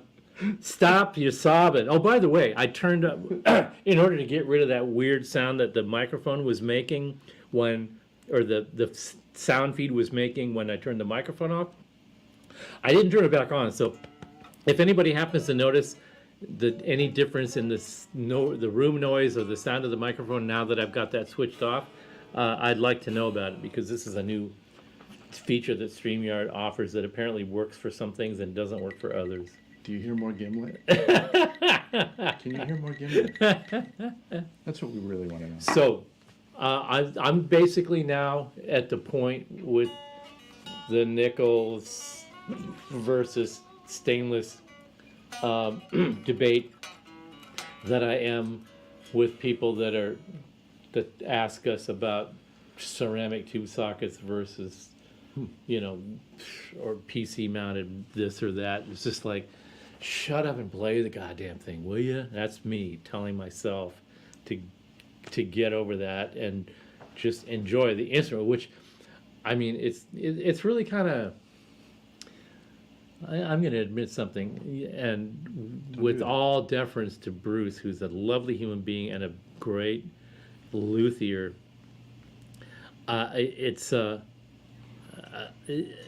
guitar and Bruce deserve better than my whining and nitpicking about such a minor thing when the overall craftsmanship of the instrument is on such another level that it's almost like Amen on that. you're looking for shit.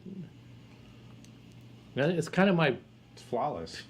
pick fly shit out of pepper mentality that I have to like put at bay sometimes so that I can just live a normal life, whatever that is. You don't want to live a normal life. I mean, don't you find that you sort of like get wrapped? My favorite Dave Letterman quote, you know, the question that he asked to Rush Limbaugh a long time ago when he had him on his show. Do you ever just look in the mirror and go, I'm just so full of hot gas? I do remember that. Yeah. Ah, that's great. Oh man! All right, you want to talk about the Pitbull Super 30? Sure. Can you talk about the design Sure. of the Pitbull Super 30? I can't talk about that Pitbull Super 30 because there was no Pitbull Super 30. There was a Pitbull Super 30. There's two T's in Pitbull, pal. Ben, should I slug Steve for giving you a hard time? Yeah, you can punch me in the shoulder for that one. Just drink a little bit more of that so you're a little more numbed up. Then I'll slug you. You would not believe what I had to do to twist his arm to play that guitar just for that few minutes. Nah, I don't. What did you have to do? Well, you were like, no, I don't want to play. I'm not No, playing I it." don't want to play, man. I want to go to sleep. Oh, I know. Debbie Downer. womp womp womp. Oh yeah, when we sign off, I'm going to sleep. Great. The As soon as I can. guest room's all set up. Well, I will drive home first. All right, answer the damn question. The The Pitbull with two T's, Super 30. Please read the rest because it's partly cut off over here. Well, he just said it's a badass amp. He played one for 10 years, Steve. You still have it? So, okay. There's the informative answer and there's the unbridled answer. Do them both. Well, the unbridled answer covers the practical answer. So is that meaning it's a Steve Notes version? I like this question. Polystyrene or polypropylene? In the words of the great John Lennon, whatever gets you through the night. And, okay, Super 30. We were going through a growth spurt in early 2000, and dealers all over the place were, we need a 112 combo in this price category. And I hate that mentality because we're not that kind of company. we're trying to make something that works a certain way and performs to a group, a pretty particular group of people's satisfaction. And if we can get it within a relatively reasonable price point compared to some of the other things that we're making at the time, okay, fine. But don't come to me and tell me it needs to be $9.99 because that's the price window of the amplifiers in that category. And I'm like going, what category? It doesn't exist yet. So how is it already in a category when it, you know, this is the marketing committee mentality, you know, the guys that sit around and they just read.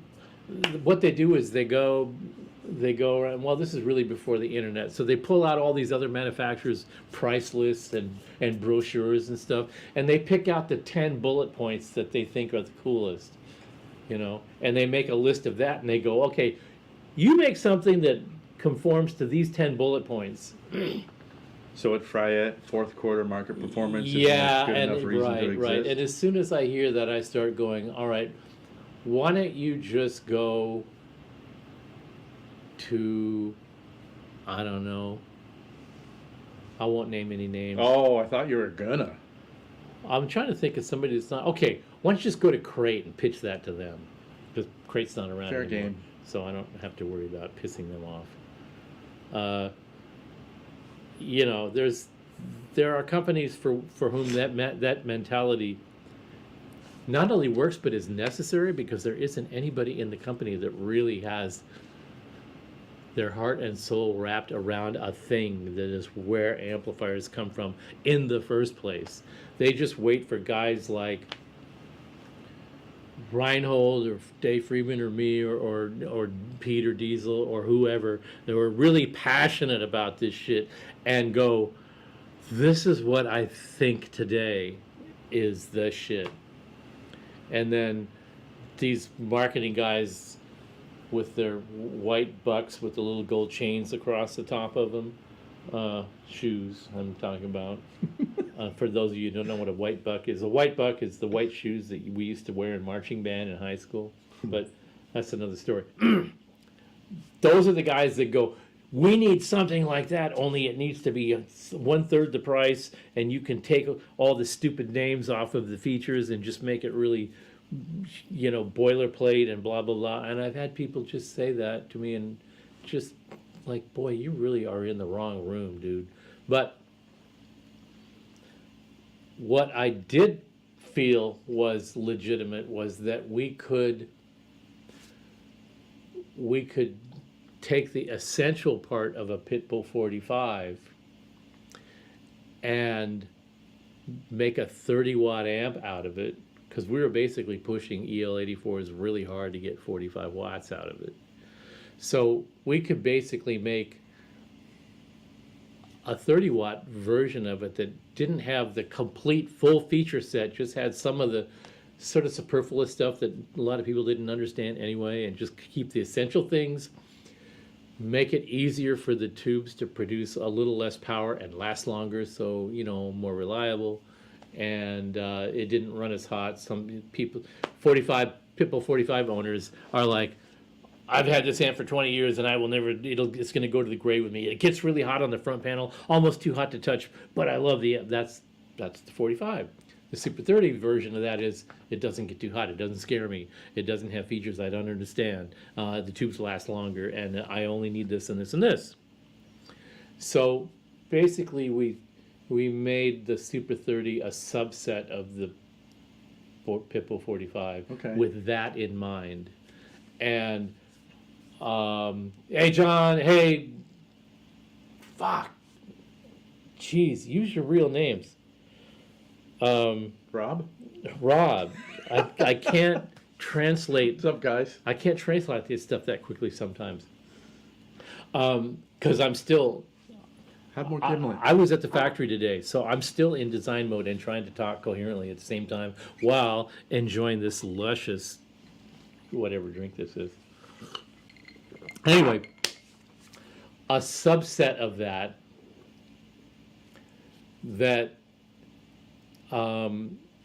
we could maybe get it into a price range that was not a stupid number that, how did those guys that make $3,000 amps all of a sudden make a $999 amp? Wasn't that. But it would be like in the $1,500 range, and that would be fair. And it would sound really good. And it would have good long-term reliability and require no maintenance on the part of the owner and those kinds of things. And we didn't put the plastic corners on it because I liked just the vinyl wrapped around vintage style, and it looked really nice that way. And so that's what the Super 30 is. It's a great sounding amp, a little more stripped down to the bone, nice vibe, nice feel, great sounding reverb, better sounding reverb actually than the Pitbull 45. Why? Just because there was less other stuff around it that had to be accounted for. So it just worked out really nicely. Actually, what happened was one of the boards, the preamp board in the Super 30, became the next revision of the Pitbull 45 board because it had some improved signal flow in the preamp stages. So there were places in the 45 where if you set it a certain way, it would get a little spiky. And the Super 30 preamp board, which was simplified a little bit and laid out differently so that it had a little bit more of an organic sound. So when we transplanted that preamp board back into the Pitbull 45, the Pitbull 45 all of a sudden sounded much more natural and organic. So, and that's the way the things work here. We try a thing, people suggest ideas and they suggest things and they ask for this or that to happen, and what comes out of those requests isn't necessarily an answer to the question, but it ends up being some kind of a distillation where, that was a pretty interesting question. Not all of it, but this one part of the thing that you said, that was interesting, and we take 2 or 3 or 4 bits of input like that, and it just kind of like all comes together. Yeah. And then you go, oh, this is, and what I said before about the Super 30, and the same thing for the Memphis, which is, you got something right when you make a whole bunch of them and ship them and you don't hear from the customers because they're happy. They're using them. They're out there playing them at gigs. You don't see them on eBay. You don't see them on Reverb. You don't see them sitting in stores gathering dust because the owners have them and use them, and they're busy going and making music and spreading joy around the world and having fun. That's why we don't hear from them, and that's what I love about that. I don't get paranoid that people don't contact us and laud us with praise. I don't need that. I need you to go use what we made for the reason we made it for, which is to go make other people happy, let other people have fun, get fun sounds, get good use out of your gear, and all that kind of semi-important stuff. So not one person commented about the sound of the mic after we switched the thing off. So I guess either you're all as drunk as we are, or it's fine. All right. Chris Stark asks, how many SigXs were ever produced? Ooh. In the neighborhood of 1,000, I want to say. Yeah, it would have been a lot more if the economy hadn't gone into the gates of hell for a couple of years. That amp was just starting to get real momentum by the time we got to that number. It could have been 3 or 4 times that size, but fate intervened. I'm glad people enjoy when I play, but let's be honest, I do it for me. Well, if you're doing it for you and you're enjoying it, then people will enjoy that. So yeah, you need to be doing it for you. I do the designs for me, and then people go, this is perfect for me. That's because I made it for a person that gives a shit. And you're a person that gives a shit, so you're benefiting from that. That's the way it's supposed to work, in my humble estimation. Whatever that is. Could you imagine, like, if your tagline was Friat amplification made for people who don't give a shit? I always really liked that commercial, the Haynes commercial. You They like don't- a Haynes commercial? They don't say Haynes till I say they say Haynes. Oh, that cranky yeah. old woman, you know. Oh yeah. Yeah, I'd like it to come. I make this for me, and if you like it, well, then you're just as emotionally corrupt as I am. So I don't know if this is so much a question. Well, let's just throw it up here anyway. Amp switcher has no example drawings with the Cyclops in the manual. Just be patient; it'll get there. Though these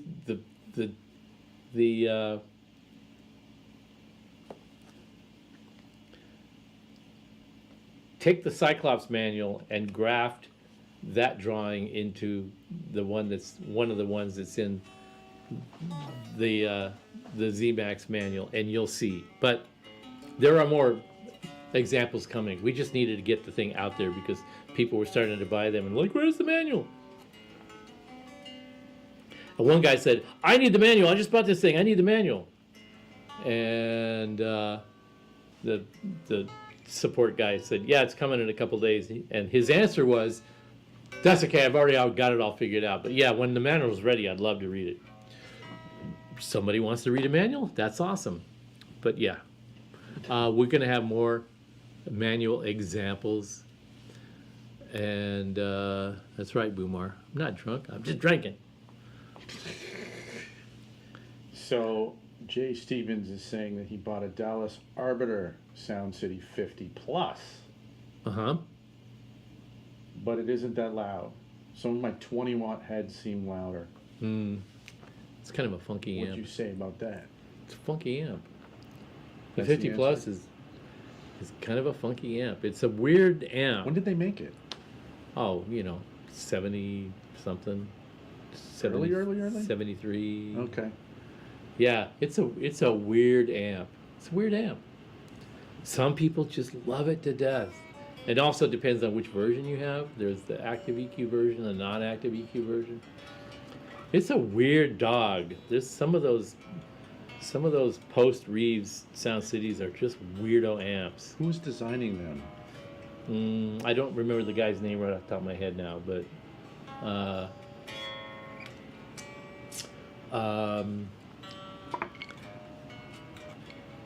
but there is no but. I just can't remember the guy's name right now, and I'm feeling Embur and Alyssa and Amanda. Wait, Alyssa's on? Hi, Yeah, Alyssa. yeah. We're all drinking. We're all drinking and not trying to be thinking. I'm drinking Gatorade. All right. Question: why not put the tone controls of the LX2 on the front, man? Because they're not tone controls, first of all.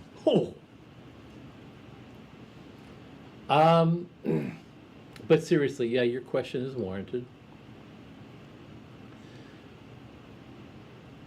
We have actually answered this question quite a few times in previous episodes, but I'm not going to make you go look for them because I couldn't begin to tell you which one it was.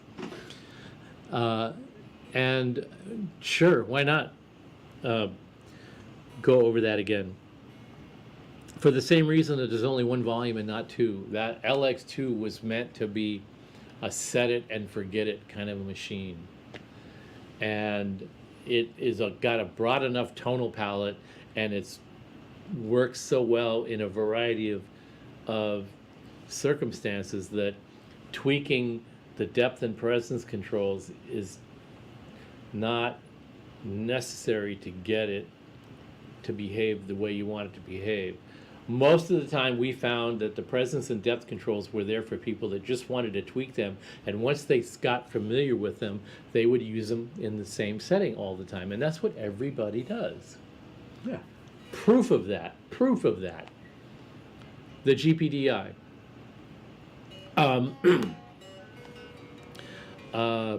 David Torn sent his GPDI to us to get worked on. He said the signal is cutting out. Okay. You want to know why the signal was cutting out in the GPDI? because he set it one way and had been sitting that way for so long that when he just nudged one pot out of the position that it had been in for 5 years, it moved to a spot where the pot was completely oxidized and wouldn't make contact, because he never changed the controls Yeah. ever. He just set it the way he set it, and that's the way it was set it. So what did I do to fix it? Turned the pots back and forth a bunch of times and then sent it back to him. How funny. And we've had a couple of amps come through like that. We've had a power amp come through like that, and a couple of other models where the user never changed the position of the controls. And so a pot is a layer of carbon resist. And on top of that carbon, there's a little copper, a little copper wiper that just rides along the surface of that carbon material. Yeah. Right? Yeah. Back and forth, back and forth, back and forth. Two things cause a pot to fail. Turning it so many times that you wear out the carbon layer, the wiper just digs through the carbon until there's nothing left. Yeah. Or it sits in one place and all the carbon to the left and right of the wiper just get a layer of oxidation on it, that when you turn the pot to another position, it goes to a position where it's sitting on top of just dust and dirt Yeah, it's and not making contamination. contact. It doesn't make any contact. Yeah. So, in our power amps, every time somebody would send a picture of their power, and here's my rig, here's my power amp, or I would go see somebody play live with our power amps, they were always, the presence and depth were always set the same way. So that led us to the conclusion that most people don't really mess with them that much unless they absolutely have to. So we have a factory setting that basically is the setting that 90% of the people that have those power amps use. But they're adjustable. Yeah, I know it's a pain in the ass, and we did say that we were going to address that at some point if you people out there yelled at us enough to get us to do it. And let me tell you, I'm sorry, V for Vicious 666, great name by the way. I didn't notice that. The reason you are probably the third person since 2012 that has asked that question. So that tells us that there aren't too many people that are kind of mixed up about that or upset about it. Not to say it'll never happen, not to say we might look at it a different way on a different model later on, but for the time being, we're not getting yelled at enough by all you lovely people out there to push us off of our position that is good the way it is. All right. This is actually a great question because it gives you the opportunity to pimp the new support forum. Oh yeah. Do we need to go through the support forum now to get things fixed? I guess the Valvulator 1 and PS2 both need some attention. Okay, So- here's what happens. We have this great new support forum. My apologies, it's rough. We just launched it a week ago. We need a population, and we need people to participate in a little bit, because the idea behind the support forum was that we ask a lot of routine, redundant questions that are all information that you could get from the manual, or all normal stuff that a lot of people normally understand. So instead of us trying to answer the same questions about impedance or speaker cables or what's an in or what's a send return, all these sort of operational things that we don't have time to answer, so that we can take care of the people that actually have a broken piece or need a repair or need a part or something like that, we have created support.fryette.com. This is the Fryette support forum. So now you can post your question there and create a profile and post your question there, and a lot of our people are starting to register and sign on and starting to answer questions like that for you. Or you can continue to send an email to support@fryette.com, and the ones that are, I need a return authorization, I need a repair, I need a replacement part, something like that, those will be responded to directly from our support email account. And they will also go to a holding bin in the support forum, where once we determine that it's something that everybody would like to know what the resolution to that issue was, we can convert that to a public post so you can see the customer's question and the factory's answer. And that way we hope to disseminate way more information to all the people that ask the same questions over and over again, but are different people in different regions and have different concerns and are using the gear different ways. They'll get a sense of how things work, and other people will get a sense of how other people are using things and learn. Everybody should be able to learn from each other, and it's not going to be the toxic, ridiculous, obnoxious forum that some of the other forums have turned into. It's a nice, safe, fun, informative, clean place to add information, get information, and participate with each other and learn stuff without spam, without junk, without having your email accounts compromised and stuff like this. We went with a forum software called Discourse. The reason we use Discourse is because they have a really good security and spam filter setup, way better than a lot of the others. It's one of the top 3, and one of the things that makes it really popular, and why 20 million people are using it is because it's really got an emphasis on security and anti-spam software, and they manage all that. We don't have to do spam filtering and getting rid of bad actors. They take care of all that. We are there to disseminate information and help the customers, and the participants can come there and safely and securely interact with other players and share their knowledge and not worry about getting junk mail from some new fucked up mailing list. So that's why we're doing that. And like I said, we just got it off the ground already. It's a new thing to learn. It's a slightly different format, but it's going to be managed, and it's going to be managed well, and I think we're going to have fun with it. Sweet. So that's the deal. Sweet. Support.fryette.com. Check it out. Join, register, be a member, learn stuff, contribute stuff, have some fun. And don't be a chode. And you'll be able to post videos and pictures and Jokes. all that kind of stuff. Post some Yeah. jokes.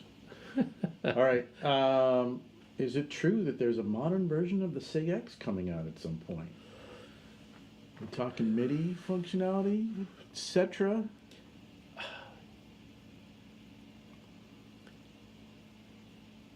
Here's the thing.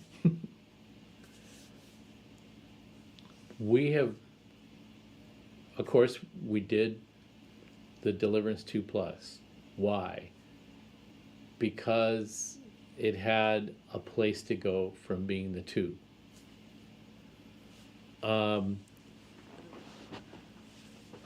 The Ultralead, why? Because it has a place to go. It has a really distinctive place to go. And it's still a work in progress, and there's a lot of things we'd like to do with it.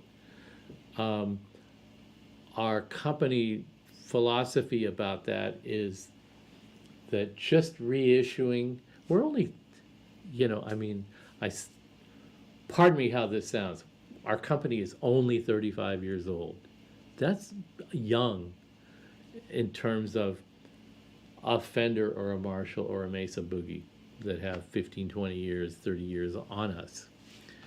We're still developing, we're still innovating, we're still interested in new stuff and how to do new things, innovative new ways. and the ultra lead and the deliverance kind of lend themselves to this forward motion, like I talked about earlier. I just like the idea of moving forward. Everybody at the company is all about the forward game, not the backward game. And so, so whether or not the SigX finds a reason to exist in the forward motion innovative aspect of the things that we offer remains to be seen. That's the next thing that we're going to focus on, of course, and we've mentioned that in the past. But right now, we're doing a couple of things. We've re-released the Deliverance 2 Plus, which wasn't really a big revelation after the 2. It was a refinement and an improvement for a very good reason, and the response that we're getting to it is great. And the Ultra Lead is going to be a whole lot of fun. Some people are going to go, what? But it's going to be a whole lot of fun, I guarantee you. I can guarantee that. In the meantime, we keep coming up with these new ideas in the interim that we can go, while we're doing that, and while we're doing that, we've got a little hole right here that we can plug this into. This is a cool idea. Everybody's, yeah, that's a cool idea. We should put some effort into that. Boom. It was kind of easy to do. We did it, and so on and so on. And so the SigX has a place in our hearts because it appealed to a lot of people. It was very popular, and it signaled that we had forward momentum at the time that it was released. And so to bring it back, we don't want to bring anything back. We want to bring it forward for some reason. And I think that where we're at now is we're just kind of thinking about what is it going to be about the SigX that brings it forward. Just like It'll have great fourth quarter performance. Just like, I mean, why does Mesa come out with a Mark 6? The Mark 2 C Plus was kind of the epitome of that thing, and now there's a 3 and a 4 and a 5 and a 6, and now they're going to do a 7 or whatever, or who knows what's going to happen next. But those are refinements and developments, and a lot of energy went into the SigX to get it to where it was, and we haven't explored it enough yet because other things are on our radar to what we want to, how we want to like re-envision that. So the answer to the question is it coming out at some point? It could. Do we know what that point is? No. Do we think that it's worth a conversation and an examination? Absolutely. Everything is. Everything's on the table here. Everything is on the table. Everything that has that expresses an instance of possibility to evolve and move forward is on our radar. It's always going to be, as long as I'm not busy getting arrested for driving drunk, which I don't do and I never will. But as long as I'm not thrown in jail or thrown in a hole in the ground, there is more stuff to do. And so, yeah, the SigX, could that be part of that? Sure, why not? What's going to happen next is Gibson will forget they bought Mesa Boogie. It's really funny, Rob, that you mentioned that. It's because very early in the show, I think I alluded to something along those lines, and I mentioned that I don't know if you were here when I mentioned this about JBL Harman buying Rivera. They bought it, and then when they decided they didn't know what the hell to do with it, they didn't sell it back to Rivera. They gave it back to Rivera, and I think what you just said is a sort of a variation of that. You never know what's going to, like I said before, you never know what's going to happen, but in the world of possibilities, that's a possibility. You could just go, we didn't know what the hell we were doing, and we're in way over our heads. We're just going to have to respectfully hand this off to somebody that has a true passion for this, because Randy. No, it's go. not going to be him. It's not going to be. And I haven't spoken to Mike Bendinelli for decades, but we were brothers in the past, and I still consider him a brother, even though we don't talk. It's just I know that he is a genuinely good human being, and that where his passion is with this stuff, he can't do what he does for as long as he's done it without it being rooted in passion. That's what you know for sure, right? But that's only sustainable for as long as it's sustainable, and then it has to go somewhere. So yeah, I don't see it going, oh, it's got to go back to Randy. No, it's gonna evolve, hopefully, and this would be my sincere hope, that it evolves in a way that the faithful will be rewarded for their faith in that brand. That's the best you can hope for a brand that's important as that brand. And stop kibitzing about it should have been this, you should have reissued that, this was the best thing you ever made, the Lone Star is better than blah. That's just childish. The brand deserves the respect that it earned, and it deserves the opportunity to evolve into the next thing that it could be, the best thing that it could be. It just needs the right captain, or the right team, or the right circumstance under which that can occur, and I sincerely hope that it does. And that's all I got to say about that. And that brings us up to the 2.5 hour mark. I think that was Time to go home, fun. Steve. We had Time to no go idea home. what the hell we were going to talk about. No, we're And gonna here talk we are. about, a modeler to rival the sound and feel of a real tube amplifier, Steve. Yeah. In heaven, All right. everything's fine. In heaven, everything's fine. That sounds good. You've got your good thing, and I've got mine. See you back here in 2 weeks. All right. See you, folks. Cheers. And we are outie.